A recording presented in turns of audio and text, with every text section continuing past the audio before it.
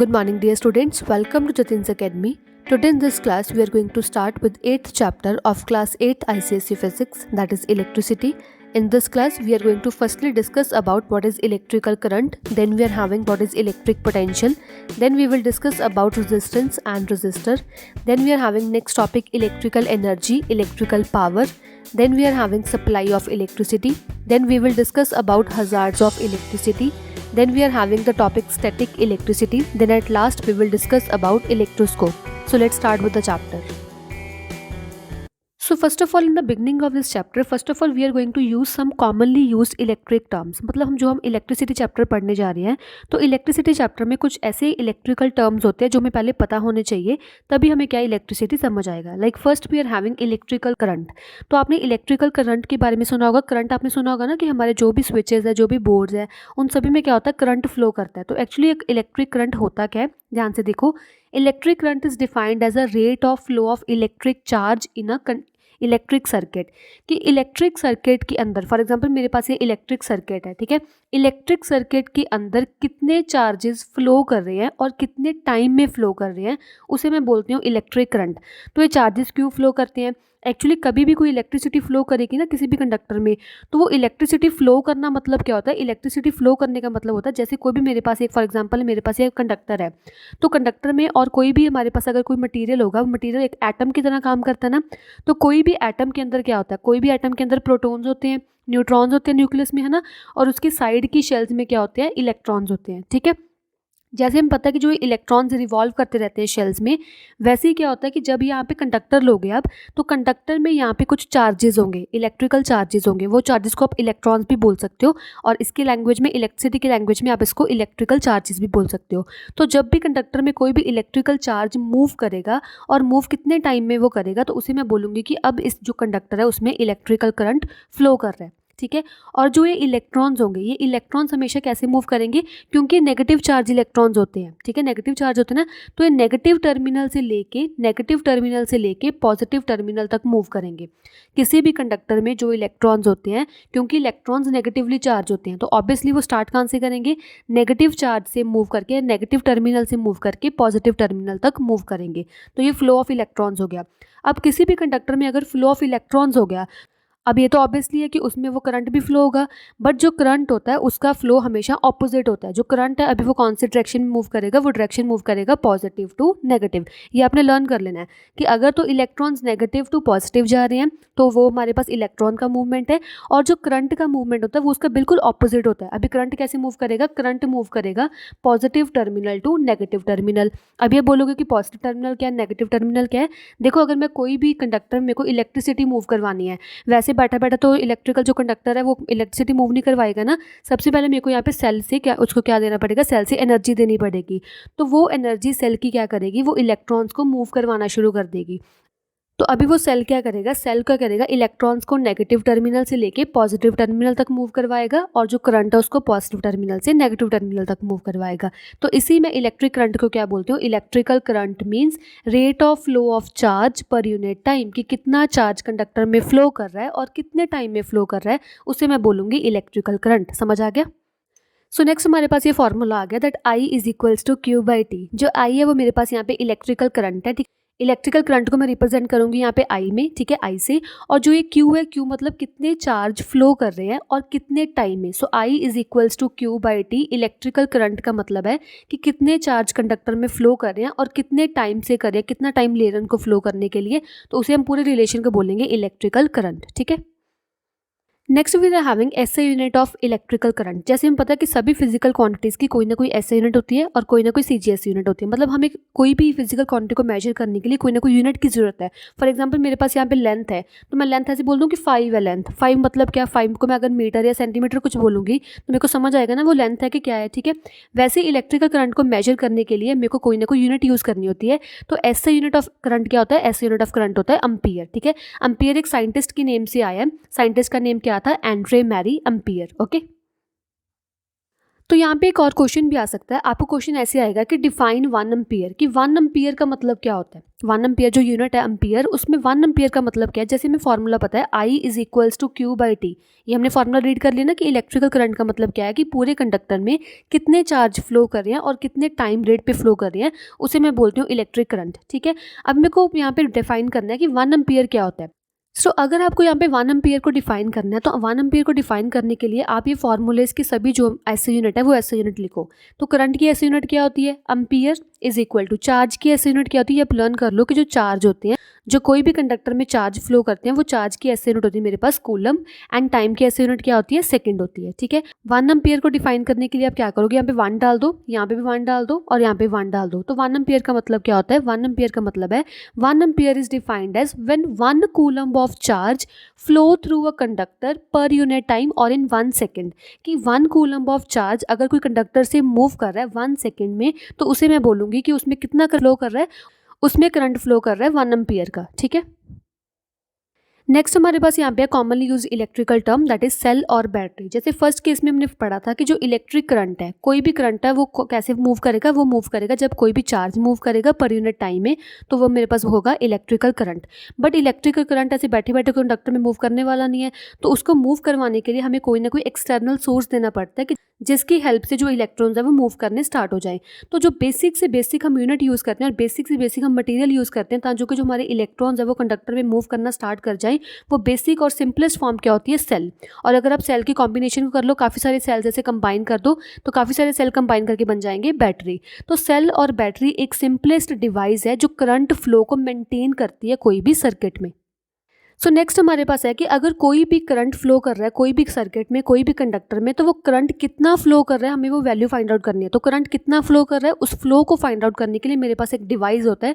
वो डिवाइस का नेम है मेरे पास एमीटर। तो एमीटर एक्चुअली एक डिवाइस है that measure the current flowing through a circuit. भी कितना सर्किट में करंट फ्लो कर रहा है उसको मेजर करने के लिए मैं ऐसा डिवाइस यूज़ करूँगी, इसे हम बोलते हैं ammeter. Next topic I am having electric potential difference. तो इलेक्ट्रिक पोटेंशियल डिफरेंस का मतलब इलेक्ट्रिसिटी में क्या होता है। फॉर एग्जांपल मेरे पास यहाँ पे एक वायर है, ठीक है, हमें पता है कि वायर्स में क्या होंगे, इलेक्ट्रॉन्स होंगे। इलेक्ट्रॉन्स होंगे तभी इलेक्ट्रिसिटी मूव करेगी ना।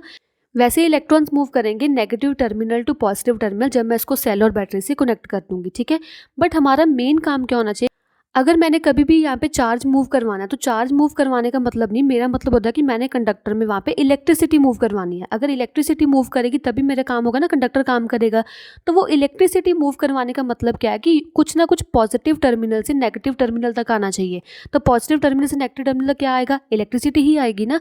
तो मेन मेरा काम क्या है कि यहाँ पे जो यूनिट पॉजिटिव चार्ज है, कुछ यहाँ से यूनिट पॉजिटिव चार्ज 1 पॉइंट से लेके सेकेंड पॉइंट तक मूव करे, तभी वहाँ पे क्या होगी, तभी वहाँ पे इलेक्ट्रिसिटी होगी। तो ऐसे तो होगा नहीं कि अपने आप जो इलेक्ट्रिसिटी है वो positive to negative terminal move करना शुरू कर दे, ऐसे तो कुछ नहीं होगा ना। तो मैंने क्या करना है, इसको कोई ना कोई एक्सटर्नल वर्क डन देना है। जो भी हम इसको एक्सटर्नल वर्क डन देंगे कि आप क्या करो, अभी चार्ज को पॉजिटिव टू नेगेटिव मूव करवाओ, मूव करवाने से इलेक्ट्रिसिटी मूव करेगी। तो वही जो मैं वर्क डन दे रही हूँ आउटसाइड से, जो कि भैया ये मूव कर जाओ प्लीज़, यहाँ पॉजिटिव टू नेगेटिव मूव कर जाओ, तो उसे हम बोलेंगे इलेक्ट्रिक पोटेंशियल डिफरेंस। तो इलेक्ट्रिक पोटेंशियल डिफरेंस क्या होगा कि अगर मेरे को कोई भी यूनिट पॉजिटिव चार्ज एक टर्मिनल से या एक पॉइंट से दूसरे पॉइंट तक लेके जाना है, तो मेरे को वहाँ पे एक वर्क डन देना होगा, एक एक्सटर्नल वर्क डन देना होगा, और उसी एक्सटर्नल वर्क डन को मैं क्या बोलती हूँ, इलेक्ट्रिक पोटेंशियल डिफरेंस। तो फॉर एग्जांपल यहाँ पे मेरे पास ये एक पूरा कंडक्टर है, ठीक है। तो कंडक्टर में इलेक्ट्रिसिटी फ्लो कब होगी, जब कंडक्टर में कोई भी टर्म या कोई भी charge positive to negative terminal flow होगा, तभी हम बोलेंगे ना कि इलेक्ट्रिसिटी मूव होगी। तो वैसे तो ये पॉजिटिव चार्ज बैठा बैठा ऐसे आएगा नहीं, तो मेरे को यहाँ पे क्या करना होगा, कुछ ना कुछ एक्सटर्नल वर्क डन देना होगा। तो मैंने क्या किया, एक पर्सन को बुलाया। फॉर एग्जाम्पल ऐसे कुछ नहीं होता वैसे, फॉर एग्जाम्पल मैंने एक पर्सन को बुलाया, पर्सन को बोला आप क्या करो, ये पॉजिटिव चार्ज को उठा के इधर नेगेटिव चार्ज तक मूव करवा दो। तो इसने क्या किया, पॉजिटिव से लेकर नेगेटिव तक मूव करवा दिया चार्ज। अगर जब ये charge positive to negative turn में मूव करेगा, तो उसमें मैं क्या बोलूँगी, कंडक्टर में क्या फ्लो हो रहा है, कंडक्टर में इलेक्ट्रिसिटी फ्लो हो रही है, ठीक है। तो अभी जो ये एक्सटर्नल फोर्स ये पर्सन लगा रहा है, एक्सटर्नल वर्क डन ये पर्सन लगा रहा है, तो ये पूरे प्रोसेस को क्या बोलूँगी कि पूरा प्रोसेस क्या बन रहा है अभी, इलेक्ट्रिक पोटेंशियल डिफरेंस। कि मैं यूनिट पॉजिटिव चार्ज को मूव करवाने के लिए कुछ ना कुछ एक्सटर्नल फोर्स दे रही हूँ, इसे मैं बोलूँगी electric potential difference. Next I am having symbol for electric potential difference. तो आप लर्न रख लो कि जो सिंबल होता है इलेक्ट्रिक पोटेंशियल डिफरेंस का, वो सिंबल होता है V, कैपिटल V, ठीक है। मैंने भी डेफिनेशन क्या रीड की कि इलेक्ट्रिक पोटेंशियल डिफरेंस क्या होता है कि मैं कितना वर्क डन लगा रही हूँ कितने चार्ज पे ताकि कि वो मूव कर जाए, तो इसे मैं बोलती हूँ इलेक्ट्रिक पोटेंशियल डिफरेंस। तो ये मेरे पास फॉर्मूला आ गया। So here we are having electric potential difference. W का मतलब क्या है? डब्ल्यू मतलब वर्क डन, मैं कितना वर्क डन दे रही हूँ, over we are having charge, भी कितना चार्ज मूव कर रहा है। तो मेरे पास यहाँ पे फॉर्मूला आ गया V is equals to W over Q. So here I am having V is equals to potential difference, W means work done and Q means charge. Okay. So now we will see the SI unit of potential difference. So SI unit of potential difference is volt. जो SI unit होती है potential difference की, ये मेरे पास होती है volt. तो ये कितना आ जाएगा? potential difference मतलब volt. Volt is equals to W. W मतलब क्या है? work done. work done की SI unit क्या होती है? work done की SI unit होती है joule. ठीक है, वर्क डन की ऐसी यूनिट होती है joule. Over we are having charge, charge की ऐसी यूनिट क्या होती है? चार्ज की ऐसी यूनिट होती है कूलम्ब। ये आपको लर्न रखना होगा कि चार्ज की ऐसी यूनिट क्या है? Coulomb. So here 1 volt means when 1 joule of work is done in moving a 1 coulomb of unit positive charge from one place to another place. Okay. So this SI unit volt of the potential difference, जो SI unit of potential difference की ये volt होती है, ये कैसे volt आया? ये volt आया साइंटिस्ट नेम से Alessandro Volta. Okay. So next important term we are having resistance और रेजिस्टर। तो रेजिस्टेंस और रेजिस्टर का मतलब क्या होता है? ध्यान से देखो। अगर फॉर एग्जांपल मेरे पास यहाँ पे एक वायर है, ठीक है, वायर के अंदर क्या होगा? वायर के अंदर इलेक्ट्रॉन्स होंगे। ऑब्वियसली वायर है, कोई वायर के अंदर फॉर एग्जांपल मेरे पास यहाँ पे कॉपर की वायर है, this I am having copper की वायर, ठीक है। तो कॉपर की वायर के अंदर कॉपर के कुछ एटम्स होंगे, कॉपर्स के इलेक्ट्रॉन्स होंगे, ठीक है।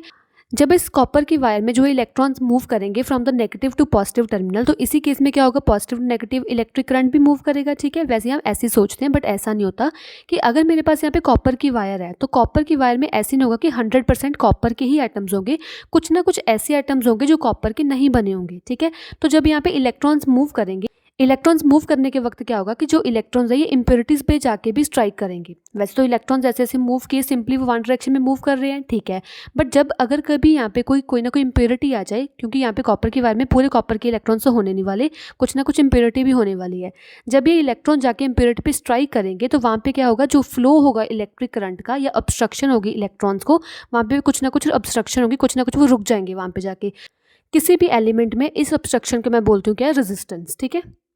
और जो मटेरियल रेजिस्टेंस प्रोवाइड कर रहा है, like here I am having copper wire, तो अगर ये कॉपर वायर में कुछ ना कुछ इम्प्योरिटीज़ हैं जिसकी वजह से रेजिस्टेंस आ रहा है, तो उस वायर को या उस मटेरियल को मैं क्या बोलूँगी? उस मटेरियल को मैं बोलूँगी रेजिस्टर। ओके। गुड कंडक्टर्स में जो ये इम्प्योरिटीज़ होती हैं बहुत कम होती हैं, इसलिए गुड कंडक्टर्स में जो चार्ज है या करंट है इजीली फ्लो कर जाता है। बट जो बैड कंडक्टर्स होते हैं ना, बैड कंडक्टर में इम्प्योरिटीज़ बहुत ज़्यादा होती हैं, तो इम्प्योरिटीज़ ज़्यादा होने की वजह से क्या होगा? उसमें करंट अच्छे से फ्लो नहीं करता। तो गुड कंडक्टर में रेजिस्टेंस कम होता है और बैड कंडक्टर में रेजिस्टेंस ज़्यादा होता है। तो यहाँ पे हमारे पास एग्जांपल्स गिवन है रेजिस्टेंस की और रेजिस्टर्स की, like electric bulb, fluorescent tube, electric heater. अगर देखो आप ध्यान से, जो इलेक्ट्रिक हीटर्स वगैरह होते हैं, इलेक्ट्रिक बल्ब, येलो वाला बल्ब होता है जो, तो electric bulb, fluorescent tube, electric heater, ये ज़्यादा टाइम चलने पे क्या होता है? ज़्यादा टाइम चलने पे धीरे धीरे गर्म होना शुरू हो जाते हैं, ठीक है। ये हॉट अप कैसे होते हैं, गर्म क्यों होते हैं? क्योंकि जो ये इलेक्ट्रिक बल्ब होते हैं ना, इलेक्ट्रिक बल्ब के अंदर ज़्यादा अमाउंट ऑफ क्या होते हैं? इम्प्योरिटीज़ प्रेजेंट होती है। तो ज़्यादा अमाउंट ऑफ इम्प्योरिटीज़ प्रेजेंट होने की वजह से क्या होगा? वहाँ पर रेजिस्टेंस भी ज़्यादा होगी। अगर किसी भी मटीरियल में रेजिस्टेंस ज़्यादा होगी ना, किसी भी मटीरियल में अगर यहाँ पे इम्प्योरिटीज़ ज़्यादा होगी या रेजिस्टेंस ज़्यादा होगी, तो उसमें वो जो मटीरियल है वो ज़्यादा हीटअप होगा। तो रेजिस्टेंस क्या करेगा? रेजिस्टेंस का मेन काम यही है कि ये मटीरियल को हीटअप करने में हेल्प करता है, ठीक है। तो इसीलिए जो हमारे पास इलेक्ट्रिक हीटर होते हैं, इलेक्ट्रिक गीज़र होते हैं, ये जल्दी हीट हो जाते हैं। क्यों? क्योंकि इलेक्ट्रिक हीटर, इलेक्ट्रिक गीज़र्स, इन सभी में रेजिस्टेंस की वैल्यू ज़्यादा होती है। तो रेजिस्टेंस ज़्यादा होने की वजह से क्या होगा? जल्दी गर्म हो जाएंगे, जल्दी गर्म होने की वजह से हम इसको यूज़ कर सकते हैं। So next we are having SI unit of electrical resistance. So SI unit of electrical resistance क्या होता है? ओहम। ओहम को हम सिंबल में रिप्रेजेंट कर सकते हैं ऐसे, तो ये सिंबल होता है electrical resistance, that is ohm. Okay. तो यहाँ पे मेरे पास डेफिनेशन थी रेजिस्टर की, कोई भी एलिमेंट या कोई भी जो मटेरियल है इलेक्ट्रिक करंट की ऑब्स्ट्रक्शन कर रहा है या इलेक्ट्रिक करंट को स्लो डाउन कर रहा है, तो उसे हम बोलते हैं रेजिस्टर। और जो भी हमारे पास ऑब्स्ट्रक्शन प्रेजेंट है उस मटेरियल में, फॉर एग्जांपल मेरे पास यहाँ पे कोई वायर है, अगर वायर में जो भी यहाँ पे ऑब्स्ट्रक्शंस प्रेजेंट है वो ऑब्स्ट्रक्शंस को मैं बोलूँगी रेजिस्टेंस, और जो मैं मटेरियल ये पूरा यूज़ कर रही हूँ इसे मैं बोलूँगी रेजिस्टेंस। तो समझ आ डिफरेंस? तो डिफरेंस रेजिस्टेंस और रेजिस्टर में यही है कि अगर जो इम्प्योरिटीज़ प्रेजेंट है किसी भी मटेरियल में वो रेजिस्टेंस होती है, और जो मटेरियल में एज सच और एलिमेंट में एज सच यूज़ कर रही हूँ उसको मैं रेजिस्टर बोलूँगी, ठीक है। So next we are having formula for the resistance. Formula for the resistance is R is equals to V over I। R means resistance is equals to potential difference per unit current. So here we will see the definition for 1 ohm. ठीक है, तो 1 ohm क्या होगा, resistance की SI unit क्या होती है, ohm. So potential difference की एसई यूनिट क्या होती है, वोल्ट, ओवर करंट की एसई यूनिट क्या होती है, ampere. So 1 ohm means what, 1 ohm means when potential difference in a circuit is 1 volt and 1 ampere of current is flowing through that circuit, then resistance in that circuit is said to be 1 ohm. So 1 ohm का मतलब क्या होता है कि अगर मैं कोई भी मटेरियल लूँ और मटेरियल में 1 वोल्ट का मेरे पास पोटेंशियल डिफरेंस है और वो 1 वोल्ट के पोटेंशियल डिफरेंस के मटेरियल में 1 एम्पियर का करंट फ्लो कर रहा है, तो उस मटेरियल में जो रेजिस्टेंस होगा वो कितना होगा, 1 ohm. So next topic we are having electrical energy. So electrical energy समझने से पहले आप क्या करो, यहाँ पे एक डायग्राम देखो। तो डायग्राम अगर आप देखो तो सिंपल जो एक डायग्राम होती है हम यूज़ करते हैं for the circuit, for the register, time, current. तो ये मेरे पास यहाँ पे सभी सिंबल्स गिवन है।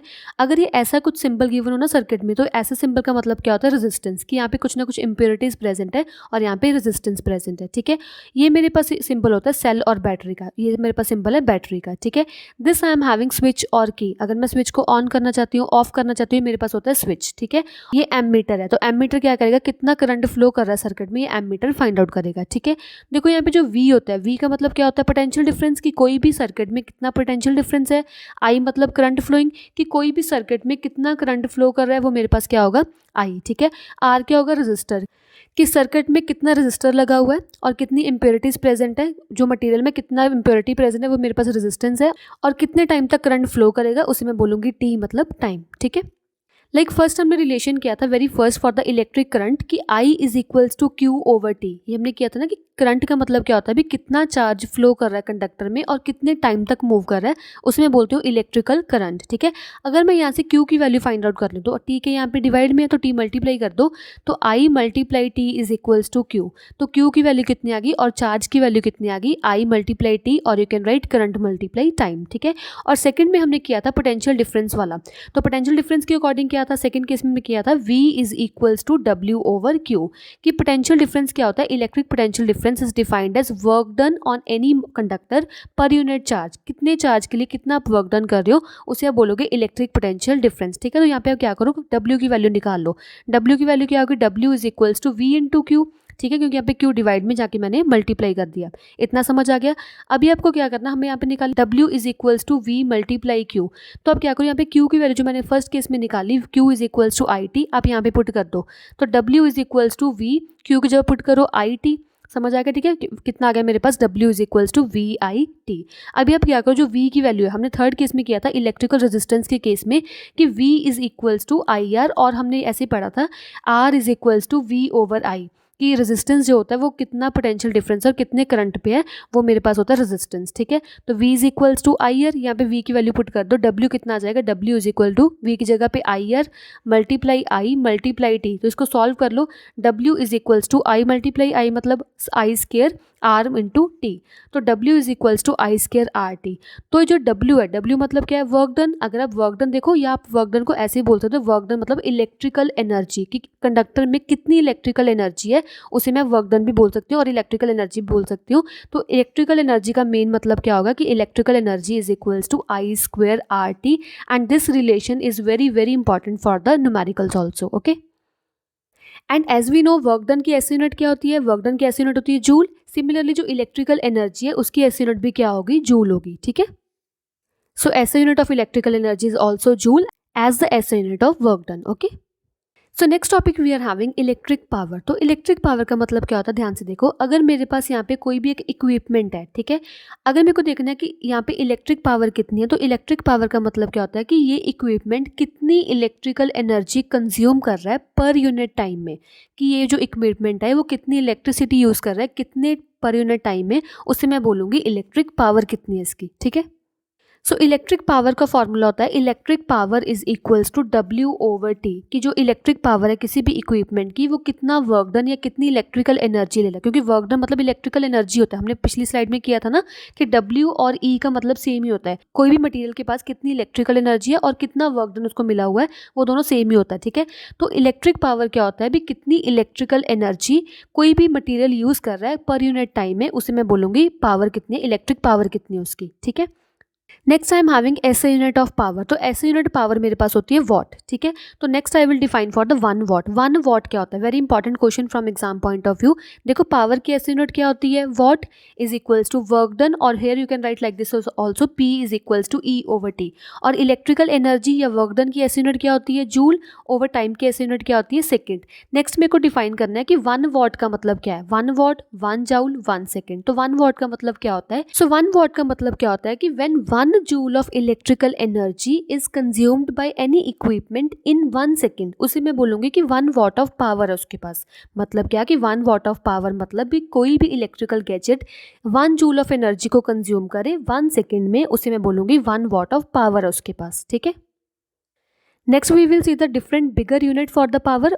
जैसे मेरे को पता है वॉट मेरे पास ऐसे यूनिट है, similarly I am having kilo watt, तो किलो वॉट मेरे पास मल्टीपल यूनिट है पावर की, और 1 किलो वॉट में 1000 वॉट होते हैं, 1 किलो वॉट में 1000 वॉट होते हैं, और you can write 10⁻³ watt. So 1 kilo watt, this is relation between bigger unit and the SI unit, 1 kilo watt is equals to 10⁻³ watt. So similarly, I am having for the megawatt, 1 megawatt is equals to 10⁻⁶ watt, और you can write 1000 kilowatt। ये आपको learn करना होगा कि 1 megawatt में इतने kilowatt या इतने वाट होते हैं। And next I am having for the gigawatt, 1 gigawatt में 10⁹ वाट होते हैं, और यू कैन राइट 1000 मेगावाट होते हैं, ठीक है। So next topic we are having power rating of electric appliances. देखो अगर कोई भी आप इलेक्ट्रिक अप्लायंस लेने जाते हो ना शॉप पे, like we are having bulb, we are having tube, fan, जब जो भी हम लेने जा रहे हैं, वहाँ पे कुछ ना कुछ बैक साइड पे लिखा होता है कि यहाँ पे कुछ ना कुछ, लाइक फॉर एग्जांपल 100 वॉट है, 220 वोल्ट है। इसका मतलब क्या होता है, फॉर एग्जांपल मेरे पास यहाँ पे इलेक्ट्रिक बल्ब है, इलेक्ट्रिक बल्ब पे लिखा हुआ है कि इस पे 100 वॉट है और 220 वोल्ट है। इसका मतलब क्या कि अगर आप इस बल्ब को 220 वोल्ट का पोटेंशियल डिफरेंस दोगे तो ये क्या करेगा, 100 जूल की इलेक्ट्रिकल एनर्जी को कंज्यूम करेगा। तो मतलब क्या होता है, P is equals to E by T ना, P is equals to E by T. तो पावर कितनी है, पावर उसने लिखा हुआ है पीछे कि पावर वो 100 वॉट यूज़ कर रहा है। पावर 100 वॉट यूज़ करने का मतलब क्या है कि जो ये बल्ब है ये मेरे पास 100 जूल ऑफ वर्क डन लेगा, 100 जूल ऑफ क्या करेगा, इलेक्ट्रिकल एनर्जी को कंज्यूम करेगा इन 1 सेकेंड। तो इसका मतलब है कि ये जो बल्ब है वो 100 वॉट की पावर यूज़ करेगा, ठीक है। और जो भी हम यहाँ पे इलेक्ट्रिकल गैजेट यूज़ करते हैं इंडिया में, वो सभी क्या होते हैं, 220 वोल्ट पे ही होते हैं। हम सभी क्या करते हैं, 220 वोल्ट के पोटेंशियल डिफरेंस पे ही यूज़ करते हैं। बट यहाँ पे जो पावर की रेटिंग है वो डिफरेंट डिफरेंट होगी, कई बार यहाँ पे 100 होता है, कई बार यहाँ पे 80 होता है। तो ये वेरी करेगी from the appliance to appliance. For example next appliance we are having this fluorescent tube. तो ये फ्लोरोसेंट ट्यूब के पीछे लिखा होता है कि ये 220 वोल्ट पे 40 वॉट का जो पावर रेटिंग लेगा।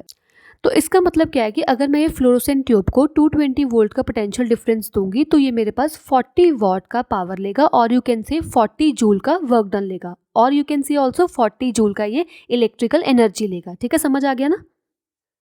सो next we are having definition of power rating. तो पावर रेटिंग एक्चुअली मतलब वैसे हम रीड कर चुके हैं, पर ध्यान से देख लो क्या होता है। फॉर एग्जांपल मेरे पास यहाँ पे कोई भी एक इलेक्ट्रिकल गैजेट है, और वो इलेक्ट्रिकल गैजेट मैंने 220 वोल्ट पे, कुछ ना कुछ वोल्ट पे क्या किया, उसको पोटेंशियल डिफरेंस दिया हुआ है। और अगर वो पोटेंशियल डिफरेंस दिया है कुछ ना कुछ वोल्ट पे, वो कितनी पावर कंज्यूम कर रहा है, कितनी पावर यूज़ कर रहा है या डेवलप कर रहा है, उसे मैं बोलूँगी वो क्या कर रहा है, उसकी पावर रेटिंग इतनी है, ठीक है। लाइक हमने पढ़ा था इलेक्ट्रिक बल्ब के केस में, फ्लोरोसेंट ट्यूब के केस में, कि अगर उसको 220 वोल्टेज दे रही हूँ पोटेंशियल डिफरेंस का, तो लाइक वो 100 वॉट पावर लेगा, वो 80 वॉट पावर लेगा, तो उसके मैं बोलूँगी वो 80 वॉट 100 वॉट क्या है, वो उसकी पावर रेटिंग है। सो now what this power rating signifies, इसका मतलब क्या है कि अगर मेरे पास कोई भी अप्लायंस है, तो कोई भी अप्लायंस को मेरे को एक तो प्रॉपर वोल्टेज देनी होगी, और प्रॉपर वोल्टेज पे वो प्रॉपर इलेक्ट्रिकल एनर्जी को यूज़ करेगा। इसका मतलब क्या है कि अगर तो मैं कोई भी अप्लायंस को 220 वोल्ट का पोटेंशियल डिफरेंस दे रही हूँ, तो उसका जो पावर रेटिंग है, उसका जो मेरे पास क्या होगा कि इलेक्ट्रिकल एनर्जी वो अच्छे से कंज्यूम कर लेगा। अगर हाँ मैं 220 वोल्टेज से लेस वोल्टेज दे रही हूँ तो उसकी पावर रेटिंग भी लेस होगी। तो अगर मैं 220 वोल्ट से ज़्यादा अमाउंट ऑफ दे रही हूँ पोटेंशियल डिफरेंस का, तो वो जो प्रोडक्ट है वो डैमेज हो सकता है, ठीक है। तो हमें क्या करना है, 220 वोल्ट से ज़्यादा वोल्ट नहीं देना, ज़्यादा पोटेंशियल डिफरेंस नहीं देना। अगर मैंने ज़्यादा दे दिया तो क्या होगा, डैमेज हो जाएगा वो appliance, okay. So next we having how to calculate the maximum safe current which can flow through appliance, कि अप्लायंस को मेरे को कितना मैक्सिमम से मैक्सिमम करंट देना है कि उससे ऊपर मेरे को करंट नहीं देना, ठीक है। तो आप कैसे फाइंड आउट करोगे, हमें पावर का फॉर्मूला पता है, P is equals to V multiply I. यहाँ पे जो भी फॉर्मूलाज आएंगे वो आपको एक नोटबुक पे नोट डाउन कर लेने हैं, वहाँ पे आप लर्न कर सकते हो, ठीक है, क्योंकि लर्न करोगे तभी आपको लर्न रहेंगे। तो आप क्या करो, इसको पावर का आपको फॉर्मूला पता है, P is equals to V into I. तो यहाँ से आप क्या करो, इलेक्ट्रिक करंट की वैल्यू निकाल लो। तो क्या आ जाएगी, V मल्टीप्लाई में जाकर डिवाइड कर दो, P over V is equals to I। तो मैक्सिमम सेव करंट कितना होगा, power per unit volt, okay. तो जैसे हमें पता है कि अगर आप कोई भी अप्लायंस लोगे तो वो अप्लायंस के पीछे आपको गिवन होता है कि इसकी पावर इतनी है और इसकी पोटेंशियल डिफरेंस इतनी है, ठीक है। तो आपको पावर और पोटेंशियल डिफरेंस तो पता ही होगा। तो आपने यहाँ पे क्या करना है, पावर और वोल्टेज की वैल्यू को इस फार्मूला में पुट करना है। पुट करने के बाद आपको करंट की वैल्यू निकाल लेनी है। तो आपने इतना ही करंट देना उस अप्लायंस को, इससे ज़्यादा नहीं देना, ठीक है। तो नेक्स्ट हमने क्या किया, फर्स्ट केस में करंट फाइंड आउट कर लिया ना। पी और वी की वैल्यू मैंने क्या किया, बॉक्स से देख ली कि बॉक्स में यहाँ पे लिखा है कि पावर इतनी यूज़ करो, पोटेंशियल डिफरेंस इतना होगा, तो मैंने करंट निकाल लिया। अब मेरे को यहाँ पे करंट की वैल्यू यूज़ करके रेजिस्टेंस की वैल्यू भी निकालनी है। तो हमें फार्मूला पता है R is equals to V over I, ठीक है। पोटेंशियल डिफरेंस की वैल्यू हमें गिवन होगी, तो करंट की वैल्यू हम यहाँ से निकाल लेंगे। इस फार्मूला में पुट करके हम यहाँ पे इलेक्ट्रिकल रेजिस्टेंस की वैल्यू को भी फाइंड आउट कर सकते हैं, ठीक है। तो यहाँ पे मेरे पास कुछ एग्जांपल गिवन है कि जो इलेक्ट्रिक बल्ब होता है उसकी पावर 15 वॉट से लेके 500 वॉट तक होती है, बट वो मेंटेन कितनी वोल्ट पे होता है, वो मेंटेन होता है 220 वोल्ट पे। सभी अप्लायंस के होते हैं 220 वोल्ट पे मेंटेन होते हैं, बट उसकी पावर चेंज करती रहती है from appliance to appliance. So next we're having numerical related to this. Like first numerical we are having the power rating of CFL bulb is 11 watt. मेरे को यहाँ पे power rating given है, P की value given है, P is equals to 11 watt, operated at 220 voltage, और हमें potential difference given है 220 volt, ठीक है। Next we have to find what is the maximum value of safe current, कि इसमें कितना करंट हम मैक्सिमम दे सकते हैं फ्लोइंग थ्रू, कितना करंट यहाँ पे फ्लो कर सकता है, ठीक है। लाइक हमने प्रीवियस स्लाइड में देखा था कि maximum value of safe current का फॉर्मूला क्या होता है, I is equals to P over V। इसमें वैल्यूज पुट कर दो, I is equals to P कितना है 11 ओवर वोल्टेज कितनी है 220। इसको सॉल्व कर लो, कितना आ जाएगा, I is equals to, cancel कर दो 11 के टेबल में, 1 over 20, 1 over 20 is nothing but 0.05 ampere. तो मैक्सिमम सेफ करंट इस अप्लायंस का कितना होगा, 0.05 ampere, okay. Next I am having second numerical. In second numerical we are given with an electric bulb is marked at 100 watt 220 voltage. मेरे को यहाँ पे power given है, power is equals to 100 watt and voltage is equals to 220 volt, ठीक है। Calculate the maximum safe current, मेरे को यहाँ पे पहले मैक्सिमम सेफ करंट I की वैल्यू को कैलकुलेट करना है। तो I का फॉर्मूला क्या होता है, I is equals to P over V। So I is equals to P की वैल्यू कितनी है 100 ओवर वोल्टेज की वैल्यू कितनी है 220। सो 0 कट विद 0, 5 के टेबल में कट कर दो, कितना आ जाएगा 5 ओवर 11 एम्पियर। तो मैंने करंट की वैल्यू निकाल ली 5 over 11 ampere. Next I have to find the resistance, तो मैंने रेजिस्टेंस भी फाइंड आउट करना है। R की वैल्यू क्या होती है, R is equals to V over I। इसमें वैल्यूज पुट कर दो, R is equals to V कितना है 220 वोल्ट, डिवाइड हमें किससे करना है, करंट से। तो करंट कितना है 5 ओवर 11, इसको सॉल्व कर लो, R is equals to 220 divide converts to multiply 11 over 5, ठीक है। इन दोनों को कट करो, ये 220 को क्या करो, डिवाइड कर दो 5 से, तो कितना आ जाएगा 420, यू विल गेट हियर 44, ठीक है। तो हियर इट विल बी 144। अब इन दोनों को मल्टीप्लाई कर दो, 44 मल्टीप्लाई 11, तो 44 multiply 11 will give you 484।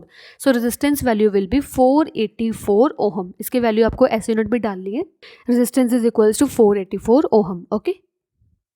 So next topic we are having household consumption of electrical energy, कि जो हम यहाँ पे हाउस होल्ड में, जो हम घरों में कोई भी इलेक्ट्रिकल अप्लायंसेस को यूज़ कर रहे हैं, तो वो ईच इलेक्ट्रिक अप्लायंस को कितनी इलेक्ट्रिकल एनर्जी मिल रही है उसको फाइंड आउट करने के लिए हम एक फार्मूला यूज़ करते हैं। जैसे हमने फाइंड आउट किया था ना पहले वाली स्लाइड्स में भी देखा था कि जो हमारे पास ये इलेक्ट्रिक पावर का फार्मूला होता है, electric power is equals to electrical energy per unit time, P is equals to E over T। यहाँ से आप क्या करोगे, इलेक्ट्रिकल एनर्जी की वैल्यू फाइंड आउट कर लोगे, तो electrical energy is equals to P multiply T। तो electrical energy is nothing but power multiply time taken. तो अगर आपको कभी भी हाउस होल्ड में, सर्किट में कोई भी आपको इलेक्ट्रिकल एनर्जी को काउंट करना है या आप फाइंड आउट करना है, तो आप ये फॉर्मूला यूज़ करना है कि उसकी पावर को और वो कितने टाइम के लिए चल रहा है, उस दोनों को मल्टीप्लाई कर दोगे तो आप फाइंड आउट कर लोगे इलेक्ट्रिकल एनर्जी। कोई भी मेरे पास इलेक्ट्रिकल गैजेट गिवन है, ये इलेक्ट्रिकल गैजेट मेरे को फाइंड आउट करना है वो कितनी इलेक्ट्रिकल एनर्जी यूज़ कर रहा है। तो कितनी इलेक्ट्रिकल एनर्जी यूज़ कर रहा है, उसकी पावर कितनी है और वो कितने टाइम के लिए चल रहा है पूरे दिन में, उसको मैं मल्टीप्लाई कर दूंगी दोनों को, तो मेरे पास इलेक्ट्रिकल एनर्जी की वैल्यू आ जाएगी, ठीक है। Next we will calculate the units for the electrical energy. As we know formula of electrical energy is equals to E is equals to P multiply T। तो यूनिट्स क्या होगी, power की unit क्या होती है वॉट, और time की unit क्या होती है सेकेंड। तो इलेक्ट्रिकल एनर्जी की यूनिट क्या आ गई, watt second. So next we having units for electrical energy. तो कमर्शियली हम क्या करते हैं, आमतौर पे हम क्या करते हैं, वॉट आर की फॉर्म में कोई भी इलेक्ट्रिकल एनर्जी है उसको मेजर करते हैं, और यू कैन से किलोवाट आर ऑल्सो, हम किलोवाट आर के भी फॉर्म में इलेक्ट्रिकल एनर्जी को मेजर करते हैं, ठीक है। Like here we are having E is equals to P multiply T ना, हमने ये फॉर्मूला फाइंड आउट किया था इलेक्ट्रिकल एनर्जी का। तो इलेक्ट्रिकल एनर्जी की यूनिट कितनी आ जाएगी, पावर की यूनिट क्या होती है, पावर की यूनिट होती है वॉट, और टाइम की यूनिट आप यहाँ पे लो आर। सो इलेक्ट्रिकल एनर्जी की आप यूनिट यूज़ कर सकते हो किलोवाट आर, और you can say watt hour. So now we will see the definition for 1 watt hour. जैसे हमने अभी कैलकुलेट किया है कि जो इलेक्ट्रिकल एनर्जी है उसकी यूनिट क्या हमने यूज़ करनी है, वॉट आर, और you can use kilo watt hour also. But यहाँ पे मैं डिफाइन करूँगी कि 1 वॉट आर क्या होता है। तो 1 वॉट आर क्या होगा, देखो इसमें देखो पावर की यूनिट क्या यूज़ कर रहे हो, वॉट, और टाइम की यूनिट क्या यूज़ कर रहे हो, अब आर यूज़ कर रहे हो, और यूज़ कर रहे हो, ठीक है। तो 1 watt hour is defined as when 1 watt of power is supplied to any electrical appliance and that electrical appliance is working for 1 hour. In that case you will say that electrical energy consumed will be 1 watt hour. Okay, अगर किसी भी power की या किसी भी electrical appliance की जो power है 1 वॉट होगी और वो अप्लायंस 1 घंटे के लिए चल रहा है, तो उसका मतलब इलेक्ट्रिकल एनर्जी वो कितनी कंज्यूम करेगा, वो इलेक्ट्रिकल एनर्जी कंज्यूम करेगा 1 वॉट आवर की, ठीक है। सो नेक्स्ट देखो, अभी हमने देखा कि 1 वॉट आवर में क्या होता है, 1 watt hour is equals to 1 watt multiply 1 hour, ठीक है, हमने ये देखा अभी। तो अभी मेरे को क्या करना है, मेरे को 1 वॉट आवर को, दिस वॉट आवर को मेरे को कन्वर्ट करना है जूल में। तो कैसे कन्वर्ट करोगे, देखो अगर मैं ध्यान से देखूँ तो जो वॉट है, इसको तो वॉट को तो ऐसे ही रख लो, 1 वॉट ऐसी। तो 1 आवर को मेरे को क्या करना है, 1 आवर को मेरे को सेकंड में कन्वर्ट करना है। सेकंड में आप कैसे कन्वर्ट करोगे, 1 घंटे में कितने सेकंड होते हैं, in 1 hour we are having 3600 second. ये आपको लर्न करना है कि 1 घंटे में 3600 सेकंड होते हैं। तो 1 वॉट मल्टीप्लाई 3600 सेकंड, ठीक है। तो 3600 को मल्टीप्लाई कर दो 1 से, तो कितना आ जाएगा 3600। Next we are having watt second, और ये वॉट सेकंड का मतलब क्या होता है, वॉट सेकंड का एक्चुअली मतलब होता है जूल, ठीक है। 1 watt hour is equals to 3600 joule. तो ये रिलेशन आ गया मेरे पास वॉट आवर और जूल में। ये आपको लर्न भी रखना, एग्जाम पॉइंट ऑफ व्यू भी काफ़ी इंपॉर्टेंट है कि वॉट आवर और जूल में क्या रिलेशन है। So we are having 1 watt hour is equals to 3600 joule, okay. So अभी हमने कैलकुलेट किया कि जो 1 वॉट आवर में 3600 जूल होते हैं, ठीक है। अभी मेरे को कैलकुलेट करना है कि 1 किलो वॉट आवर में कितने जूल होते हैं, ये मेरे को कैलकुलेट करना है, ठीक है। देखो ध्यान से, 1 किलो वॉट आवर को मैं लिख सकती हूँ 1 kilo watt multiply 1 hour, because 1 multiply मतलब 1 किलो वॉट मल्टीप्लाई आर मतलब 1 किलो वॉट आवर, ठीक है। तो अब मेरे को क्या करना है, किलो वॉट की जगह भी आप लिख दो वॉट की फॉर्म में। कैसे लिखोगे, 1 किलो वॉट में कितने होते हैं 1000 वॉट, और 1 आवर में कितने होते हैं 3600 सेकेंड, क्योंकि जूल का एक्चुअल मतलब होता है वॉट सेकेंड। अगर मेरे को जूल फाइंड आउट करना है मतलब मेरे को वॉट सेकंड को फाइंड आउट करना है, ठीक है। तो कितना आ जाएगा, इसको मल्टीप्लाई करो, 36 मल्टीप्लाई 1 मतलब 36, कितनी जीरो, 1 2 3 4 5, 1 2 3 4 5 विद वॉट सेकंड। तो 1 किलो वॉट आवर में इतने से वॉट सेकंड होते हैं। इतना मतलब क्या है, इसको शॉर्ट फॉर्म में लिख लो। कैसे लिखोगे, देखो मेरे को यहाँ पे पॉइंट शिफ्ट करना है, यहाँ पे पॉइंट लगाना है। तो कितने टर्म बाद पॉइंट लगा रही हूँ, 1 2 3 4 5 6 टर्म बाद पॉइंट लगा रही हूँ ना, 3.6 10⁶ जूल। मतलब 1 किलो वॉट आवर में 3.6 10⁶ जूल होते हैं, ठीक है। ये वेरी इंपॉर्टेंट है एग्जाम पॉइंट ऑफ व्यू से। 1 किलो वॉट आवर को आप ऐसे भी डिफाइन कर सकते हो कि कोई भी इलेक्ट्रिकल गैजेट में या कोई भी इलेक्ट्रिकल सर्किट में 1 यूनिट ऑफ इलेक्ट्रिसिटी यूज़ हो रही है। जैसे हम आम ही घरों में बोलते हैं कि 1 यूनिट है, 2 यूनिट है इलेक्ट्रिकल एनर्जी की। वो 1 यूनिट 2 यूनिट का मतलब क्या होता है, 1 किलो वॉट आवर और 2 किलो वॉट आवर, ऐसे, ठीक है। So first numerical we are having a person uses a fluorescent tube of 40 watt rating for 10 hours a day। मेरे पास है यहाँ पे एक फ्लोरोसेंट ट्यूब है, पर्सन एक फ्लोरोसेंट ट्यूब यूज़ कर रहा है जिसकी मेरे को पावर गिवन है, पावर इज इक्वल्स टू 40 वाट, और वो कितने टाइम तक यूज़ है, एक दिन में 10 आवर यूज़ होता है। एक दिन में टाइम कितना वो लेता है, एक दिन में वो 10 आवर के लिए लगातार चलता रहता है वो फ्लोरोसेंट ट्यूब, ठीक है।